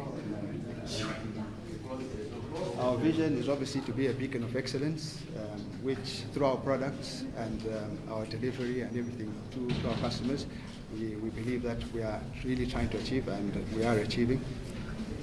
Our mission statement is obviously to encompass diverse background, diverse people, such as the case in Malawi, and we have that here on site. So we aim to get talents from all over and bring it together, and then with that unity, we are able to put forward and produce a very good quality product. Our investment activities. Since registering the company in 2004, we engaged in raw material exploration. This is quite an intensive exercise. Right. This is something we did from 2004 up to 2007, 2008. It was quite thorough. Once we had discovered that we have significant reserves of the main raw material for producing cement, which is limestone, we then got the ball rolling in now trying to get to the point whereby we are able to utilize these resources. The circumstances at the time meant we had to do this in phases. So we started with phase 1, which is a 500 ton per day cement grinding unit. During this period, we were importing clinker. We're importing it from overseas, Middle East and the like. This allowed us to get a product onto the market, a product that can be accepted onto the market, and improve our financial position to be able to now invest in what we really actually, what our true ambitions were, which is to now utilize local materials and process them right through to the final product. So we invested in phase 2, which is a fully integrated clinker plant. We will take you through this because this is the plant that you see just as we step out of this laboratory building. Once we invested in this fully integrated clinker plant, we had some excess clinker, which allowed us to now reinvest in cement grinding to boost our production. So we did that. By 2020, we had now invested in 3 phases, and our cement production is now over 1,000 tons per day. From this, we've now decided to go into clinker plant upgrade. This is something that we're currently doing at the moment. As we go through the plant, we'll be able to show you the construction and everything that is going on site for you to appreciate. This is quite a significant investment. I'd say we're halfway there, and we still need some assistance in terms of forex allocations and everything to be able to get that equipment from the suppliers to come here in terms of the sea freight and the like. What this investment will do is it will increase our clinker production from 600 to over 1,000 tons. And that in turn will now be able to increase our cement production from 1,000 tons to about 1,500 tons, because we will now have abundant stocks of the raw material. Our human resources, in phase 1, we started with about 100, 120 people. Now through to phase 4, we are at 600 people employed at this factory. That is permanent employees, and I have not included other businesses which are complementary to this investment, such as the logistics, such as coal mining, and the like. Our current operations, we're doing raw material quarrying, we're doing raw material logistics, which is obviously from the quarry, but then also where we're collecting raw materials. So we get a lot of our coal from the north. Okay. Yes. As our ambition is to be able to utilize local resources, we've invested quite significantly in coal exploration and the like in the north to be able to utilize the local resources. So we send our trucks there, deliver the cement, and bring back the coal. We do the manufacturing. Manufacturing is in several stages, clinker and cement. We do the sales and the distribution, and these are done countrywide. Briefly, this is the flow chart of the cement production process. We start off with quarrying of the raw materials, which I will take you through here, right through to the final product. This image here is an image of our limestone quarry, which is 4 kilometers south of this plant. Yes. So it's quite a big quarry. This is what we've been operating over the past 5 years. Our resource estimate is at over 50 million tons of good quality limestone, which we can be able to produce quality clinker. We employ a lot of very heavy machinery, and we'll be looking to reinvest in that as we are doing our phase 4 upgrade, or as we are increasing our clinker production here. From there, we go into mine screening and crushing. Why we set up this equipment at the mine is because as we're extracting raw materials, we might get some wastage. So we need to eliminate that wastage and then transport it to the plant. We then have an aerial, yes. Wastage like what? It might be some material, foreign matter, which we don't need for producing the clinker. What we need is just the limestone. If there's any dirt or soil that's intermingled with that, we need to separate that. Yes. This is an aerial view of our plant. We have the crushing to finer material. We have the homogenization of the raw materials. We need uniform quality to make it easier for the laboratory to be able to maintain standards. We have auxiliary materials, which are other materials that we use to blend with the limestone to be able to produce clinker. And we have the proportioning. The heart of the plant is within this pyro section. This is where temperatures soar right up to 1,400 degrees Celsius. Wow. Yes, yes, yes. If I show you the kiln section here, this here is an area whereby temperatures go up to 1,450 degrees, and you can see the flame that's inside the kiln. This here requires stable power at all times, because that material turns into molten lava as it's processing through the plant. And when you have power cuts and the like, and the machinery goes stagnant, then what that does is it sticks to the equipment, and that can cause severe damage.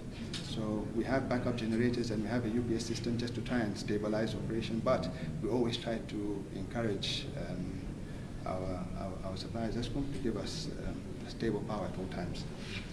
From there, we go into rapid cooling of the product, clinker piling. I will show you a sample of the clinker that we have, that we produce. And then we have our cement grinding unit. This is also several processes within that. We have the proportioning, whereby we take an element of clinker, an element of other materials that we use to be able to make the cement, such as pozzolana or limestone, as well as gypsum. Gypsum, at the moment, is the only product which we are importing, and we use 3% of that. So in every bag of cement, only 3% is what we are importing. The rest is all local. We have the ball mill. which the circuit that we've adopted is it's a closed circuit, which allows us to maintain very, very good quality cement. And then we have the cement silo packaging and the loading bay. Quality control is the brains of the operation. We are in the laboratory building now. We maintain product analysis hourly. We have an X-ray analyzer in this room, and this is the image of it. With this one, we're able to get samples of all raw materials, and within 5 minutes, it gives us the results. The laboratory knows what is being fed into the plant, how it's being processed at all stages of production.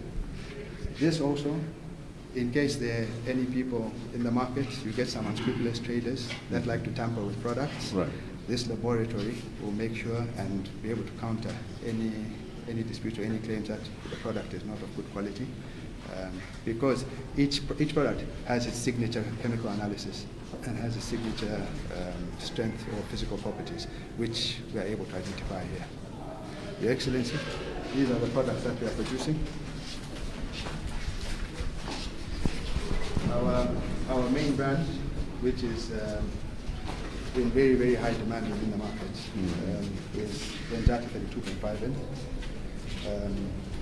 It has many benefits, excellent workability, a smooth finish and the like, and you can do a lot of your general purpose concrete works.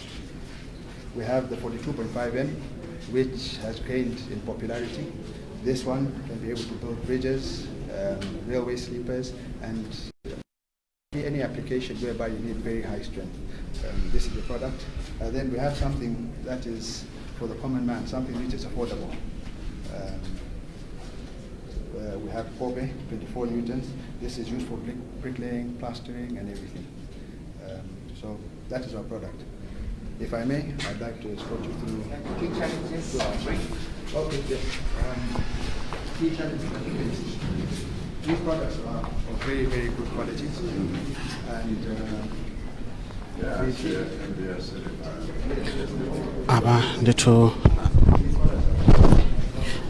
president pamene paja ndithu amaliza kufotokozera zina ndi zina zimene zimachitika pa kampani pano, ndipo tsopano ayamba ulendo oyendera kukaona zinthu zimene zima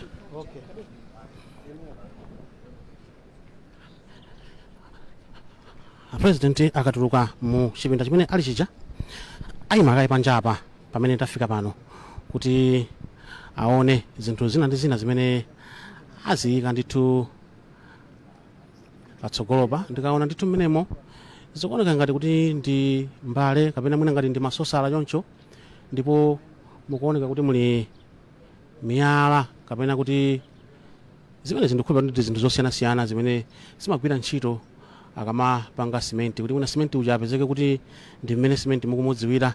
Ndikhulupirira kuti zinthu zake zimene zimalowa mmenemu ndi zimenezi. Koma chosangalatsa kwambiri nchonena kuti pamene amafotokozera president anena kuti mu thumba lilonse la simenti amene amapangidwa kuno, zinthu zimene amayitanitsa kuchokera kunja ndi 3%, kutanthauza kuti 97% zonsezo ndi zinthu zimene amazitenga konkuno ku Malawi, komanso mwina konkuno kumangochi miyala yosiyanasiyana, komanso angakhale kaya ndi mchenga umene umalowa mmenemo, zonsezi ndithu amazitenga konkuno. Ndiye pampano president akhala kufika ndithu kudzaona zinthu zimene ndimafotokoza zija ndi zimenezi.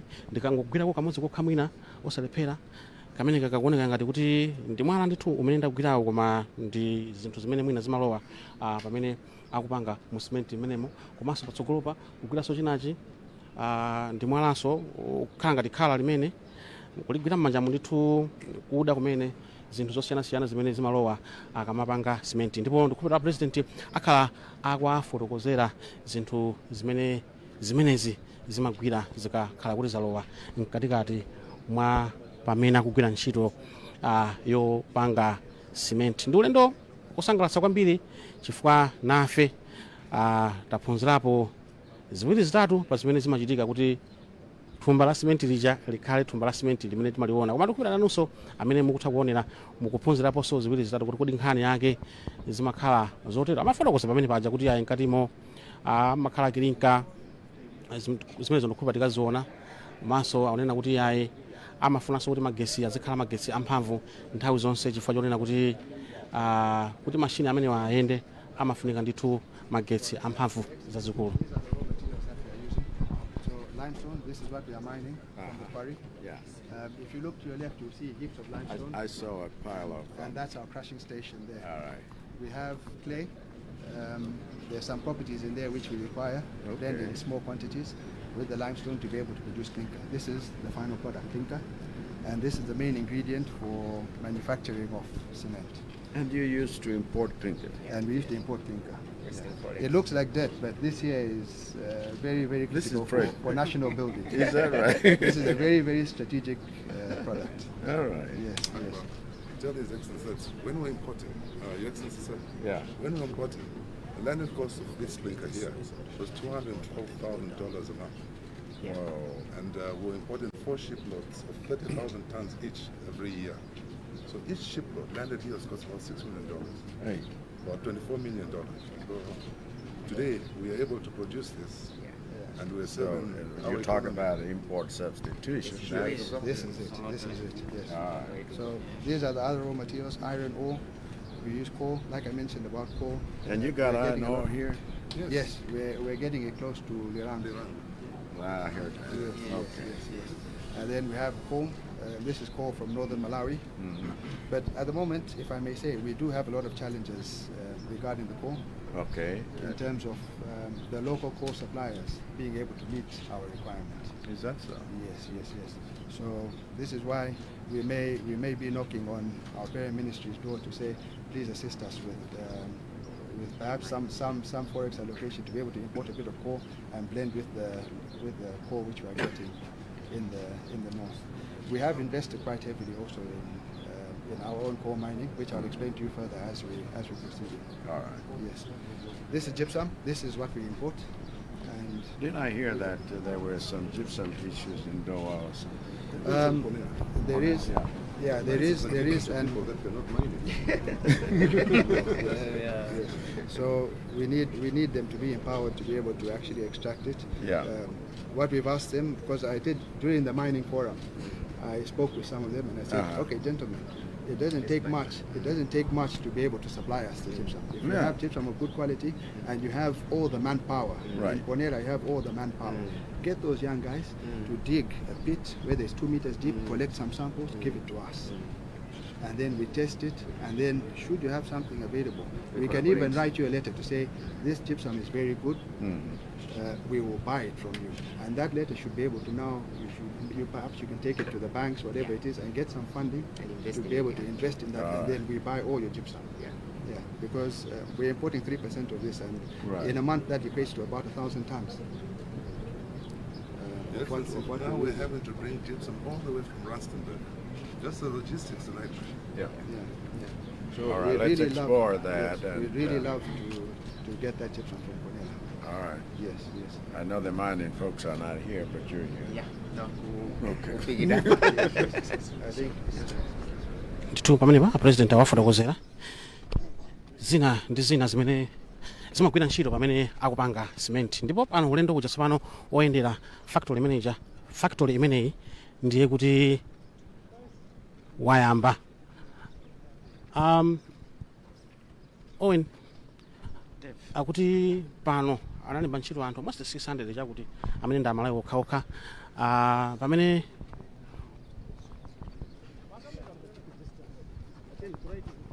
ulendo uli mkati. Ndimafuna ndichaze kunenzanga Owen kuti kani yo ulemba ntchito amalawi kwa kumene kampani ukabwera mwina anthu amene kwaona kuno ndi anzathu koma kunena kuti alemba ndithu amalawi ochuluka tiphunzirepo chani. Ndizofunika kwambiri kuti tazimvera tokha, ndizabwino kuti tazimvera tokha kuti kampani ngati imeneyi ndi anthu amene alembedwa ntchito ochuluka chonchi ndi chitsanzo chabwino kwambiri kwa anthu amene ali ndi kampani kapena ali ndi maganizo otsegula kampani zosiyanasiyana kuno ku Malawi, kuti choyambirira izikhala ndithu kukhala ndi chidwi chopereka mwayi kwa aeni ake a Malawi wa ntchito. Imene iso ndithu ndi mfundo imodzi imene boma limalimbikitsa kulemba ntchito, kupereka mwayi wa ntchito kwa amalawi osiyanasiyana kuti nkhani zachuma zipite patsogolo. Nkhani ngati imene ikuchitika msiku la lero yoyendera kampani za ntchito za malonda zosiyanasiyana zili mu ndondomeko ya boma yolongosolanso chuma cha dziko. Tikukamba za agriculture, ntchito za ulimi zimenezo. Tikukamba za tourism, ntchito zokopa alendo ngati mwachitsanzo komwe tinakayendera ku Roslyn Beach kumenekonso ndi ntchito zina zomwe boma likulimbikitsa. Komanso nkhani ndikuonapo apresident akuoneka kuti achita chidwi ndi malo ena amene akuwalozera kumeneko ndithu ndi mkatikati mwa factory imeneyi kumene akuwafotokozera mwina zina zimene zimachitika kumeneko, kumene ndithu ndi mbali imodzi ya ntchito zimene zimachitika kuno ku Cement Products Limited kunjereza kumene tili, kumene apresident akuyendera ntchito yo panga cement. Amene ndithu ndi anthu okugwira ntchito konkuno amene ndithu akuyamikira kuti president Chakwera wadzayendera tsiku lalero. Oweni ndinakudula ndimafotokoza kunena kuti pali mfundo zosiyanasiyana zimene boma likutsatira, nkhani zokhudza ulimi agriculture, komanso zokopa alendo tourism, komanso mining za migodi. Kuno kumene tabwera ku company ya Cement Products Limited ndi imodzi mwa ntchito zomwe tikukamba za migodi kuti ndi zimene zingapitisenso patsogolo ntchito za chuma kuno ku Malawi. Ndiye ndi chidwi cha boma kuonetsetsa kuti makampani amene akugwira ntchito zimenezi akulandira thandizo lina lililonse lofunikira kuti ntchito zimenezi zipite patsogolo. Tikuona phindu lake limene posedwa pati makambirano okhudza akulembedwa ntchito kwa Malawi osiyanasiyana. Apresident akwalozera ndithu mwamba umo mmene ndikuonanso muli anthu mmene mucha chimene akuti cement production operations kumene ndithu kumachitika ntchito yonyenyanya miyala yonse ija kuti sipano ikasanduke phulusa limene anthu timagwiritsa ntchito kuti amene ndi cement omangira zinthu zosiyanasiyana. Kumayang'ana mwamba muja kuti koma chimenechi kuti kumanga wake anamanga motani, koma ndithu yayi ndi ntchito zimene akatakwe odziwa ntchito imene imafunikira popanga cement adagwira pofuna kuonetsetsa kuti chilichonse chimene chikuchitika kuno chizikhala chinthu chadongosolo, komanso cement wake adzikhala onena kuti munthu ukagula kumakamangira chilichonse chimene kumangacho iweyo uzidziwa kuti ndagula cement yopambana. Chinthu china chimene chatisangalatsa kwambiri nchona kuti timakhala tikumva kuti mwina anthu amene amagwira ntchito factory zosiyanasiyana amakhala opanda zipangizo zozitetezera kamagwira ntchito, koma tikayang'ana kuntunda kuja anthu onse ogwira ntchito akuoneka kuti azipeya munthu ali nazo. Komanso tikayang'ana chakuntunda kwambiri uko mene kuja zotchinga mu mphuno kuti cement fumbi lake lisamalowe mphuno ali nazo, kutanthauza kuti ndithu mwina akuluakulu amene akuyang'anira malo ano amayesetsa kuti aliyense amene akugwira ntchito pano aliso ndi ufulu onena kuti azikhala ndi zipangizo zozitetezera. Mwina uwene kutheka nkhani imene unamvapo kuti kampani mogwira ntchito mwina anthu silipasi kuphazi malo moti azikhala kuno ndi chombo. Safety ndiyofunikira munthu kamagwira ntchito, munthu amene akugwira ntchito akuyeneka kutetezedwa. Ndiye monga momwe wanenera momwe waonera pamenepo wina aliyense amene akugwira ntchito kuno akuoneka kuti ali nzozitetezera kuyambira mutu mpaka na kuphazi. Ndi kampani yopanga cement imeneyi nkhani zokhudzaso migodi taona miyala yosiyanasiyana ya mtengo wapatali imene tayiona kumene mtsogoleri wa dziko lino amayendera, si miyala imene imangopezeka mwachisawa, imakhala ntchito yayikulu ndithu. Ndiye chitetezo ndichofunikira kwambiri kwa anthu amene akugwira ntchito zimenezi. Naona hapo pamene waja ndithu miyala wina amati iron ore anachulaponso mwala wina malasha taona pompaja zinthu zimene kuti azinazo mwina kuti azipeze zimakhala zonena kuti amachita kuoda kuchokera kunja kwa dziko lino, koma amachita kuti ndithu mtawuni muno zinazo zilipo, komanso zinazo ngati mulilongwemu kudowaku zilipo amakhala akukatenga kumasagwiritsa ntchito pompano. Zinthu zosangalatsa kwambiri zonena kuti zinthu ngati zimenezi ku Malawi konkuno tili nazo.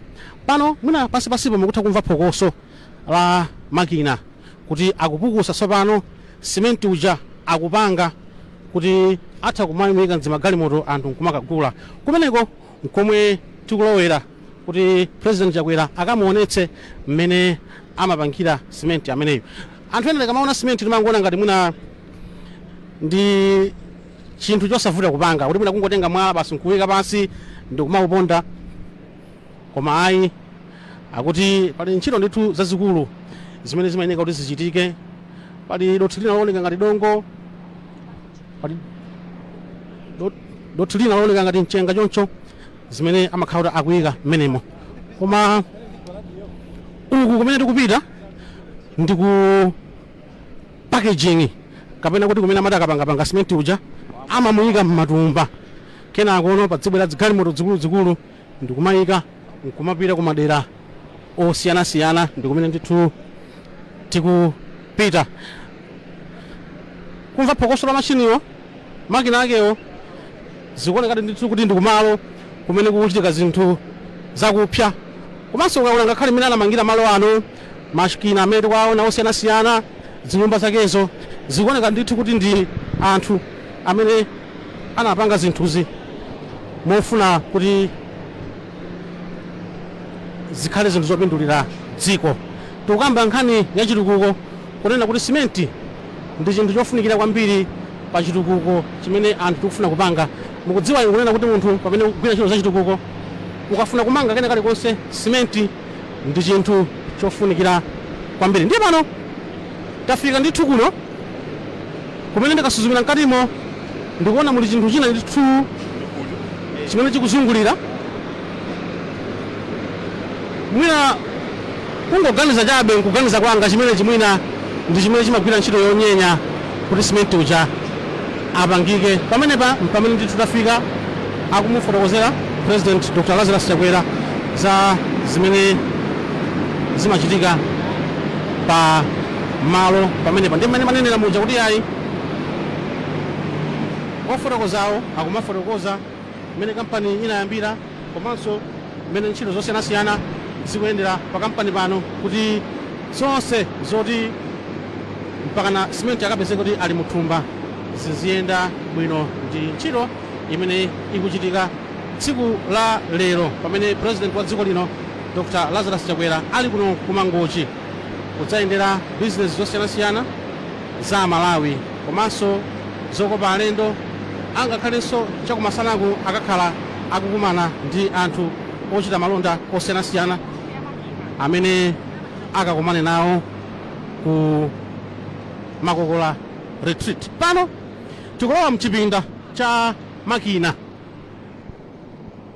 pachizungu ndikanatchula kuti engine room, mmene ndithu amatobwanya mabatani osiyanasiyana amene amakhala akuyendetsa makina amenewa. Ndipo pano apresident akulowa.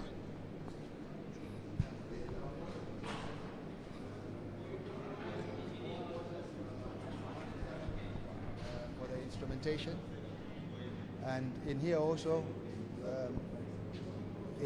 we have the central control room, which is upstairs. Whatever they do on the computer is translated to here, and then from here it relates the message to the plant, and everything is done fully automated. I can show you our way feeders whereby we're able to monitor how much, what percentage of each material is being fed into the system, and if there's any errors or discrepancies, it's able to tell you for people to go and attend to that in a swift manner. So if you like, we can proceed and I'll show you the gauges there. Pamenepo amawauza kuti muno ndi mmene ndithu muli makina onse amene amayendetsa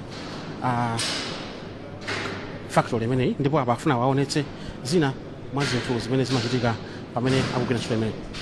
So from here you can see that we have a way feeder for clinker, we have a way feeder for limestone or porcelain, and a way feeder for gypsum. Looking at the percentages, I can tell what product it is we're producing. So we're producing dirty cement, and it will tell you the proportion and everything, percentage of what needs to be fed to the cement mill for and you can see everything is live, everything is being monitored as the production is going on. The technology we've invested in is, obviously you can see it's German technology.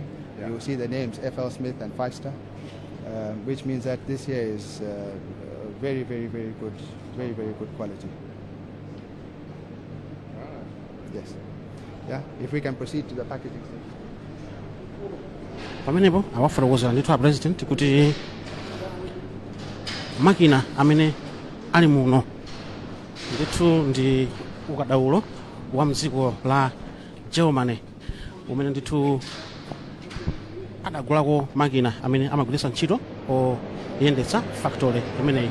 Ndipo pano tikupita tsopano ndithu kukaona kumene amagwira ntchito yopakira tsopano simenti uja kumamuyika m'matumba.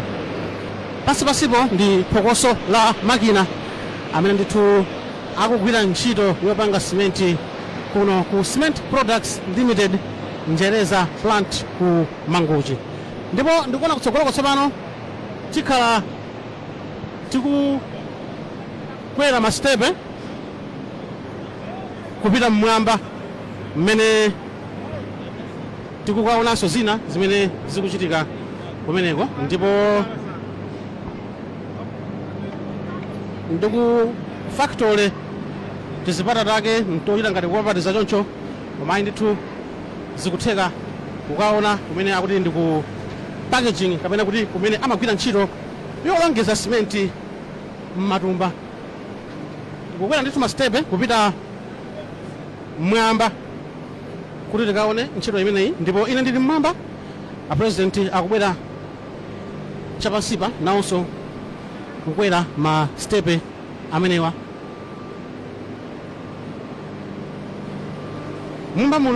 Mwamba muno ndithu ndi makina okhaokha zochititsa chidwi komanso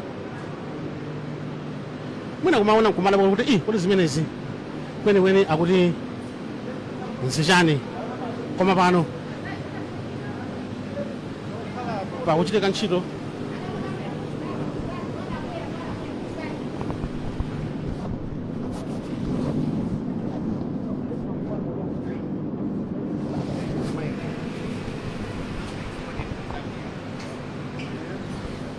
pano a president afika kuti azaonenene. Ndipo This is our rotor packer. We're able to load 6 bags at a time. Yes. So every hour we're able to load 3 truckloads using this machine, which is equivalent to about 90 tons. Wow. Yeah. Wow. And then everything, you can see the monitors at the top, it measures the weight to make sure that it's 50 kgs every single bag.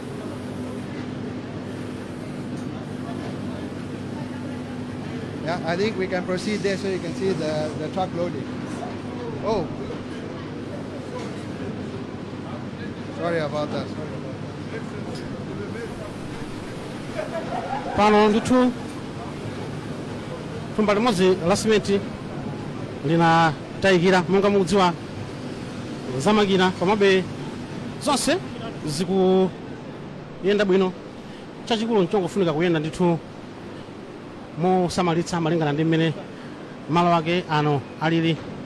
Ndiye tikuona ndithu apa mmene akuyendera akachoka kumene alongeza kuja kutsetsereka tsopano kumapita kumusi kumene ndikukhulupirira kuti kumakhala mashiniso ena amene amagwira ntchito yolongeza matumba amene kuti azibwera m'magalimoto. The loading happening from the rotor packer. Material is fed through these conveyor belts down this spiral and then into a truck which is awaiting at the bottom. Wow. Yes. So we have some people there that collect the bag from the conveyor belt and then just place into the truck. If we go down this way, then we can show you as the loading is happening. Ulendo kudakalipo ndipo pano tili mwamba mwene mwa company imeneyi. Taona kumene simenti akumupachira kumika m'matumba komanso kuona simenti yo akuchoka m'matumba mmenemu kumapita ndithu chakumusiko uko. Tikuona ndithu kuli galimoto imene ikupachirano simenti amene uja. Taona simenti uja kumika m'matumba komanso taona simenti yo matumba aja akutsetsereka kuchoka mmwamba muno kupita pansi, ndipo pasipo paliso mashini amene akugwira ntchito yochosa simenti uja pansi tsopano ndikumamuyika m'magalimoto. Zopasa chidwi kwambiri komanso zinthu zosangalatsa zonena kuti mwina amalawi ambiri timaona ngati zinthu ngati zimenezi kwathu kuno ku Malawi kulibe, koma ayi ndithu zonsezi zikuchitika kwathu konkuno ku Malawi. ndipo kubwera kwa president lero ndi njira imodzi yofuna kutsimikiza kunena kuti Malawi tingathe chilichonse tili nacho. Chinthu chimene chikufunika kwambiri kuti tizipanga ndikuonetsetsa kuti tikulimbikira kugwira ntchito komanso tikulimbikitsa nkhani za mafactory monga mmene apresident komanso boma lawo mfundo zimene akutsata ntchito zimene akugwira akufunira kuti zizichitika. Tikuchoka tsopano mmwamba muja kutsetsereka pansi pokwera masitepe omwe aja, ndipo anthu onse amene tinali nawo mwamba muno tosete kutsika apresidentiso akhala akutitsalira amene nanenera muja kuti ulendo wake tizipata take ndito papatiza chifukwa chakuti madziwa ndi ufactory zinthu zake zopangira monena kuti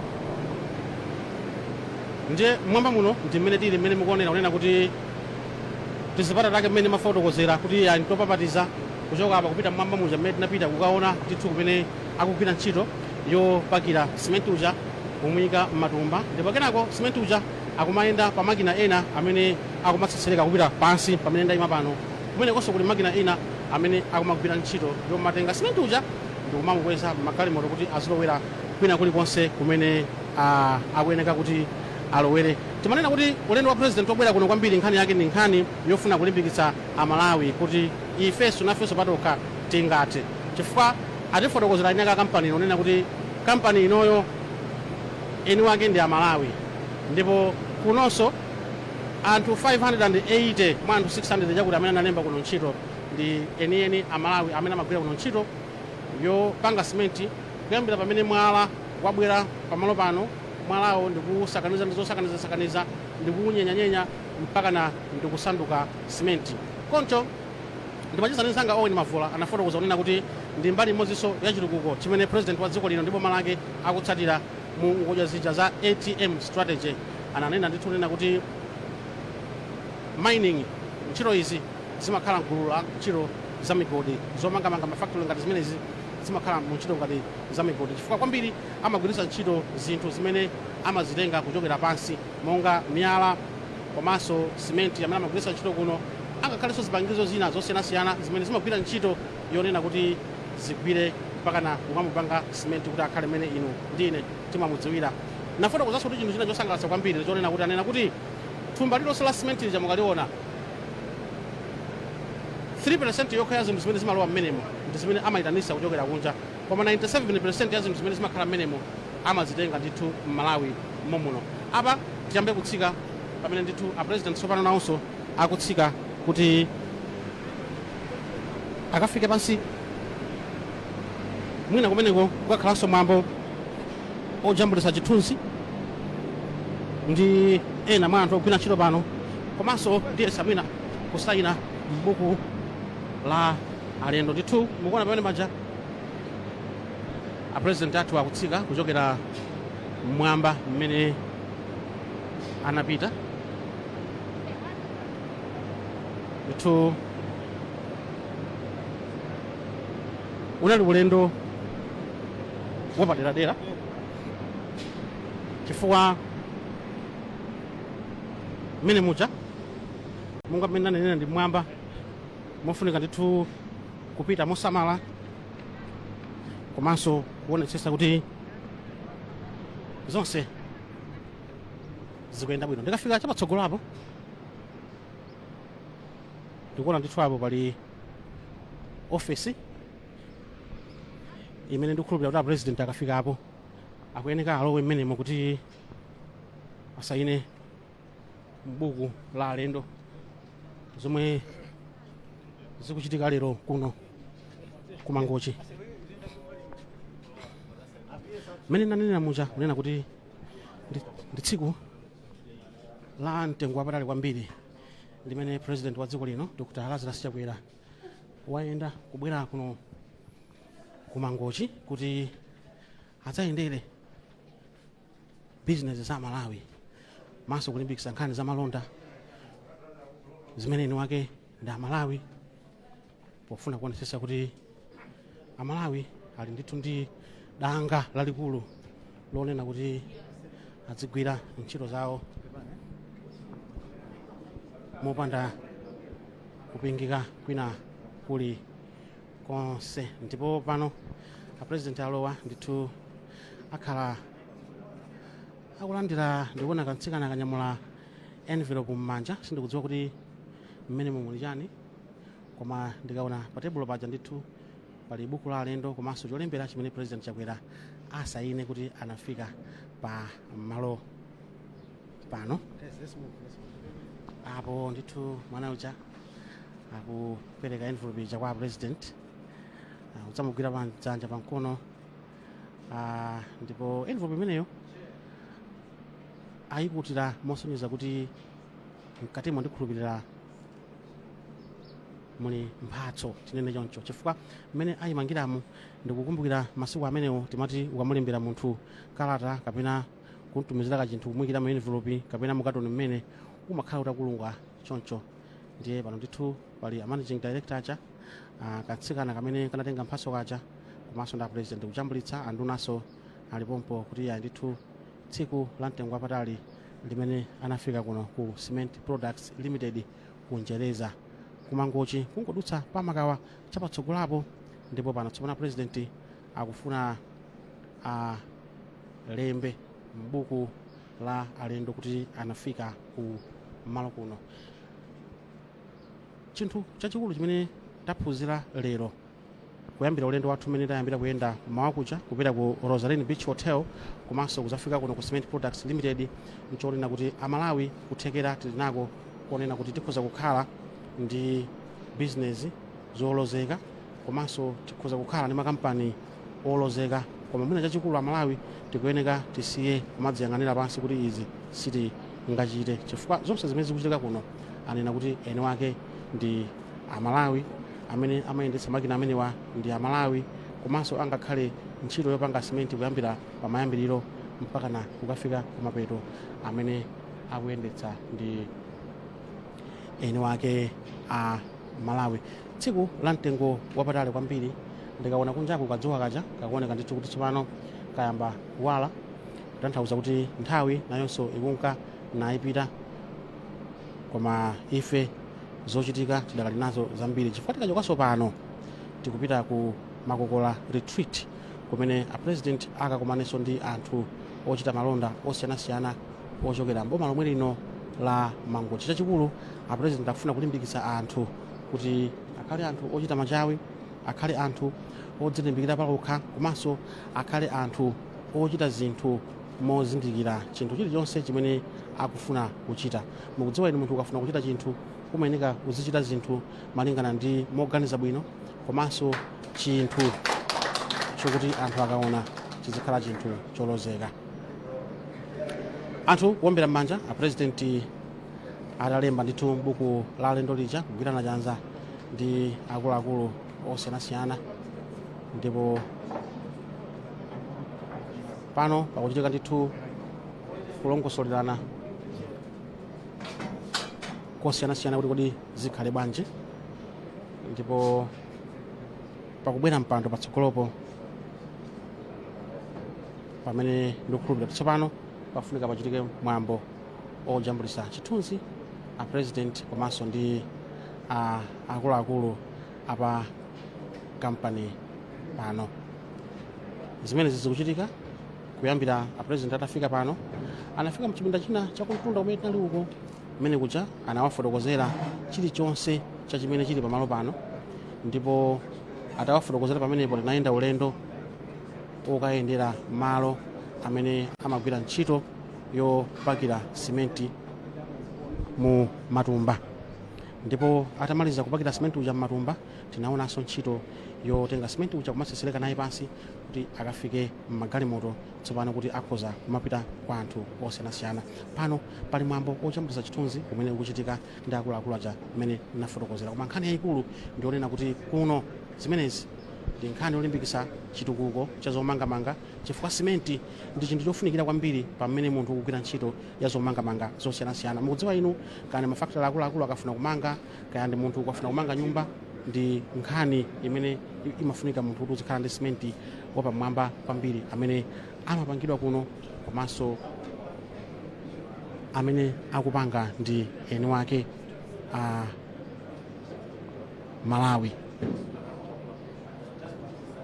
Kwa amene mwina mwangu yatsa kumeneka ndi mawanu komanso ngati mukutimva pa MBC Radio 1 tili kuno kumangochi lero pamene president a dziko lino Dr. Lazarus Chakwera akuyendera business zosiyanasiyana komanso kampani kuno kumangochi. Tinayamba chakumawako tinali ku Rosalind Beach Hotel kumene a president anafika ngati njira imodzi yofuna kulimbikitsa nkhani zokopa alendo komanso kulimbikitsa nkhani zonena kuti Amalawi eni wake mwayi tili nawo oti tisakukhazikitsa kampani zikuluzikulu zonena kuti patokha timatha kuona ngati sitingakwanitse kupanga zinthu zotero. Ndipo tachoka kumene kuja tayenda ulendo ndithu almost 8 kapena makilomita 9 kudzafika kuno ku Cement Products Limited kunjereza kumene kukugwirika ntchito yopanga simenti amene ndo pamwamba kwambiri. Ananena kuti simenti amene akapanga amamuyikaso m'magulu osiyanasiyana. Pali simenti ujonena kuti yayi ngati mukufuna kumanga mlatho simenti wake ndi ameneyu, ngati mukufuna kumanga nyumba simenti wake ndi ameneyu, komanso mwina ngati pali ntchito zina ndi zina amatheka kukufunsana kuti ntchito imene mufuna kugwirayo ndi ntchito yanji, ndiye kuti simenti wake akuyeneka akhale ameneyo. Ndiye pano tikutuluka tsopano mchipinda mucha a president cheza ndi anthu akuluakulu akuno kunjereza Cement Products Limited. Tikutuluka panja pamene ndithu chitanyamuke kuchoka kuno kupita ndithu ku Makokola retreat kumene kuliso mwambo wina umene a president akhale akukumana ndi anthu amalonda osiyanasiyana amene asonkhana kumeneko kuti nawonso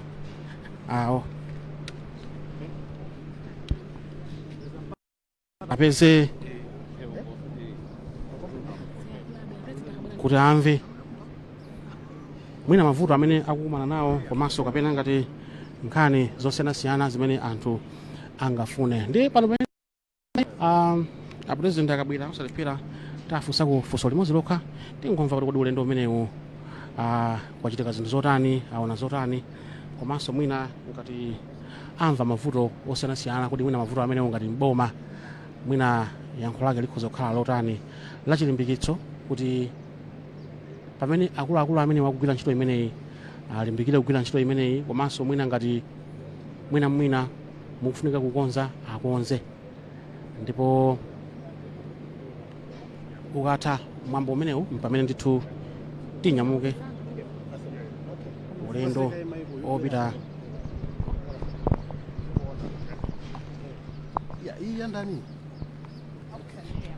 pano pamene ndiye pano pakhala ndithu mwambo ofunsa mafunso kwa president kuti tingomvako kunena kuti ulendo wawo aona zinthu zotani, komanso mafuloza kuti ngati aona mavuto osiyanasiyana kuti mwina mavuto amenewo akhoza kwako.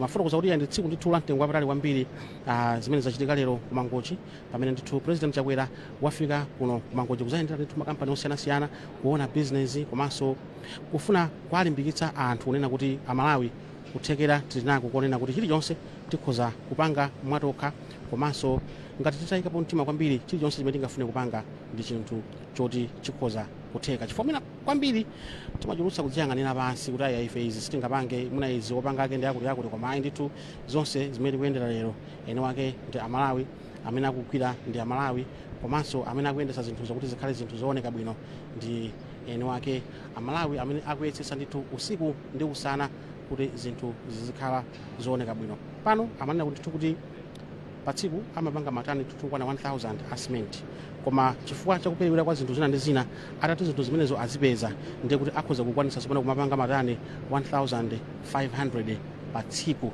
kutanthauza kuti amene ndi cement wonena kuti mdziko muno akhoza kulowera pena paliponse aliyense akhoza kumukwanira cement ameneyo. Komanso nkhani ina kwambiri yosangalatsa ndionena kuti mwina amene mukuona zimene zikuchitika mukhalenso ndi chidwi chonena kuti panokha mukhozaso kukhala ndi danga lonena kuti iyayi kuti ngati awa akupanga nanga ine bwanji singakwanitse nanunso mukhoza kupanga. Koma kwambiri zikakhala business zikulu ngati zimenezi zimafunika mwina anthu awiri kapena atatu kubwera pamodzi kugundana mitu kankuyika kakhobiri poteropo kenako nkuyamba kupanga kuti zinthu zija zikhala zalongosola. Chifukwa pena kungozipanirira wekha zimakhalanso zinthu zovuta. Koma mukabwera anthu awiri atatu kuyika khobiri pamodzi, zinthu ngati zimenezi zimakhala zinthu zotheka kuti zikhoza kuchitika ndikumathandizako kupititsa patsogolo chitukuko cha dziko lino la Malawi. Ndi mmene ndithu zikukhalira kunoko kumangochi.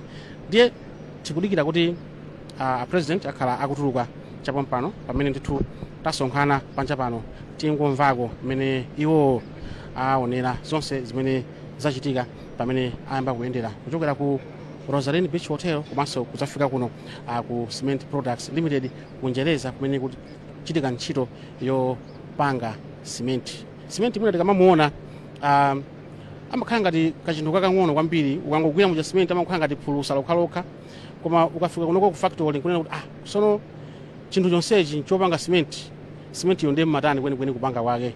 Ndi anena kuti pali milingo yosiyanasiyana imene zopangira cement zo zikafika zimafika kwina kumene ndithu mina miyala ija amakayiswaiswa miyala ija imapitanso kumalo kwina kumene amakasakaniza ndi zinthu zina zosiyanasiyana kuti mpakana akhale cement imene timamuonera muja. Ndiye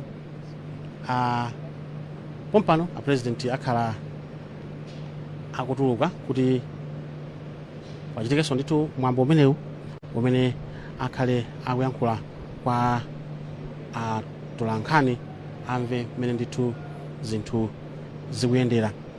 Chinthu china chosangalatsa kwambiri chimene ndachiona kuno chonena kuti ndi malo amene ndithu ali kutali kwambiri ndi kutawuni, kutanthauza kuti mwina mafumbi onse amene amachoka kuno sindiye kuti anthu akhoza kumadandaula kuti pamene mupanga simenti fumbi lanulo limakhala kuti sokoneza kuno ayi, chifukwa chakuti ndi kutali komanso kuli mitengo yochuluka, ndipo mitengo imeneyo imagwiranso ntchito ndithu yokhala ngati kuti ikumagwira lina mwa fumbi limene limankali kuuluka likuchokera kuno kumene akupanga simenti ku Cement Products Limited kuno ku Njereza. Ndiye kwabwera akuluakulu osiyana amene anabwera kuzaperekeza president pa ulendo umenewu, ndipo ndikukhulupirira kuti nawonso zimene aona kuno ndiye kuti aliyense akamapita kwawo kapena aliyense akamapita kwake kumene amagwira ntchito ndiye kuti akakhala akufotokozera anthu kumene kuiya kuti lero zimene taona uku taona zinthu zotere, ndipo chimene chikufunika kuti Amalawi tipange ndiye kuti tizichita izi, ncholinga chaona kuti tizipititsa patsogolo chitukuko cha dziko lino. Nkhani kwambiri ndi ya chitukuko. Mwina Owen kufika pano timakamba paja kuti maso ako ndi anga ngosiyana. Maso ngosiyana ndithu. Mwina zomwe tingaonjezere zakuti timacheza ndi akuluakulu ena pamene mtsogoleri wa dziko lino amayendera malo ano. Ena amakambapo kuti amene ndi akuluakulu ku kampani kuno amakambapo kunena kuti pa tsiku amatha kukwanitsa kupanga matani 1000 because zikuoneka kuti ali ndi zigayo ziwiri, chigayo chimodzi akuti pa tsiku chimatha kugaya cement yokwana 5000 tons, chinanso 5000 tons pamodzi 500 tons pamodzi 1000 tons. Ndiye tipitiliza president akufika patsogolo pano kuti tiwafunse mafunso awiri atatu, ndipo nzanga Miriam Kaliza ndi amene atayendetse mwambo umenewu. Miriam. Thank you, Your Excellency. My name is Miriam Kaliza from MBC. We just want to know, you have toured Rosalind Beach Hotel and now the cement factory at Njereza plant. What sort of message are you trying to put across? Well, I just want to appreciate Malawian investors that are doing their best to help us make sure that Malawi Vision 2063 does happen. And these are the people that are making it happen. And so when you're talking about the tourism industry, I just wanted to appreciate what Rosalind's Beach Resort is doing. they have issues here. Most of Mangochi has suffered because of the rising levels of the lake, water levels, and they've been resilient. And so we are grateful for people that stick in there despite the tough times. And so we need to help them with infrastructure, accessibility to these places, wonderful places. But it's Malawians who are investing, knowing that if we are to become self-reliant, we must have this type of investment. And here at Jerezas, this is a fantastic place. They started small, now they are doubling their investment and production. And Malawi will be able to build and build strong because they are making sure that everything is up to standard. And I'm extremely grateful for this type of investment. And again, we need to encourage Malawian investors to do all the best they can, and this is an example of some. Zikomo kwambiri muchiche watu lero lino mwayendera Roslyn Beach Hotel komanso munabwera kuno ku cement factory kunjereza kweni uthenga umene mufuna kupititsa kwa Malawi ngotani? Uthenga wanga ngwachidule kunena kuti ngakhale nthawi nizovuta koma anthu amene akuyika chuma chawo chingachepe mwamtundu wanji kuonetsetsa kuti Malawi akukhala ndi maziko olimba wa chitukuko chokhalitsa komanso chitukuko chimene chithandizire kuti masomphenya athu aja athekedi. Anthu ake ndi amenewa kuja napita kwa Roslyn wavutika monga avutika anthu ambiri ku Mangochi chifukwa cha madzi koma wakhalabe molimbika ngakhale m'masautso. Kuno ndabwera kuno anthu akuthandiza umanga Malawi na amenewa. Tere kupali zinthu zambiri zimene tikhoza kutchula ngakhale baraja kuliwonde ija mahotela kumangidwawa simenti yake ichokera kuno. Ndiye ndinafuna kuti nkadzionere ndaona kuti zinthu zochititsa chidwi komanso akuyikamo ndalama zambiri zina zimene ankatenga kuchokera maiko akunja zochitikira konkuno chifukwa cha investment ngati imeneyi. Ndiye kuti Malawi wodzidalira ndi wotukuka uja ngothekadi ndipo akutheka chifukwa cha anthu ngati amenewa. Ndiye ndifuna ndiyamikire ntchito yotere nkulimbikitsa Malawi wonse tiyeni tiyike ndalama zathu mu ntchito imene ithandize kumanga Malawi. Thank you, Excellency. Zikomo. President uyankhula pamenepo mawu akulu ndionena kuti akuti tiyeni tiyike ndalama zathu mu ntchito zimene zikhoza kuthandiza kutukula Malawi. Pano tikhala tsopano tikunyamuka pa ulendo uno wopita ku Makokola retreat ndipo ndikuperekeni kwa anzathu kukwacha kuti tithamange tsopano kupita kumeneko ku club Makokola.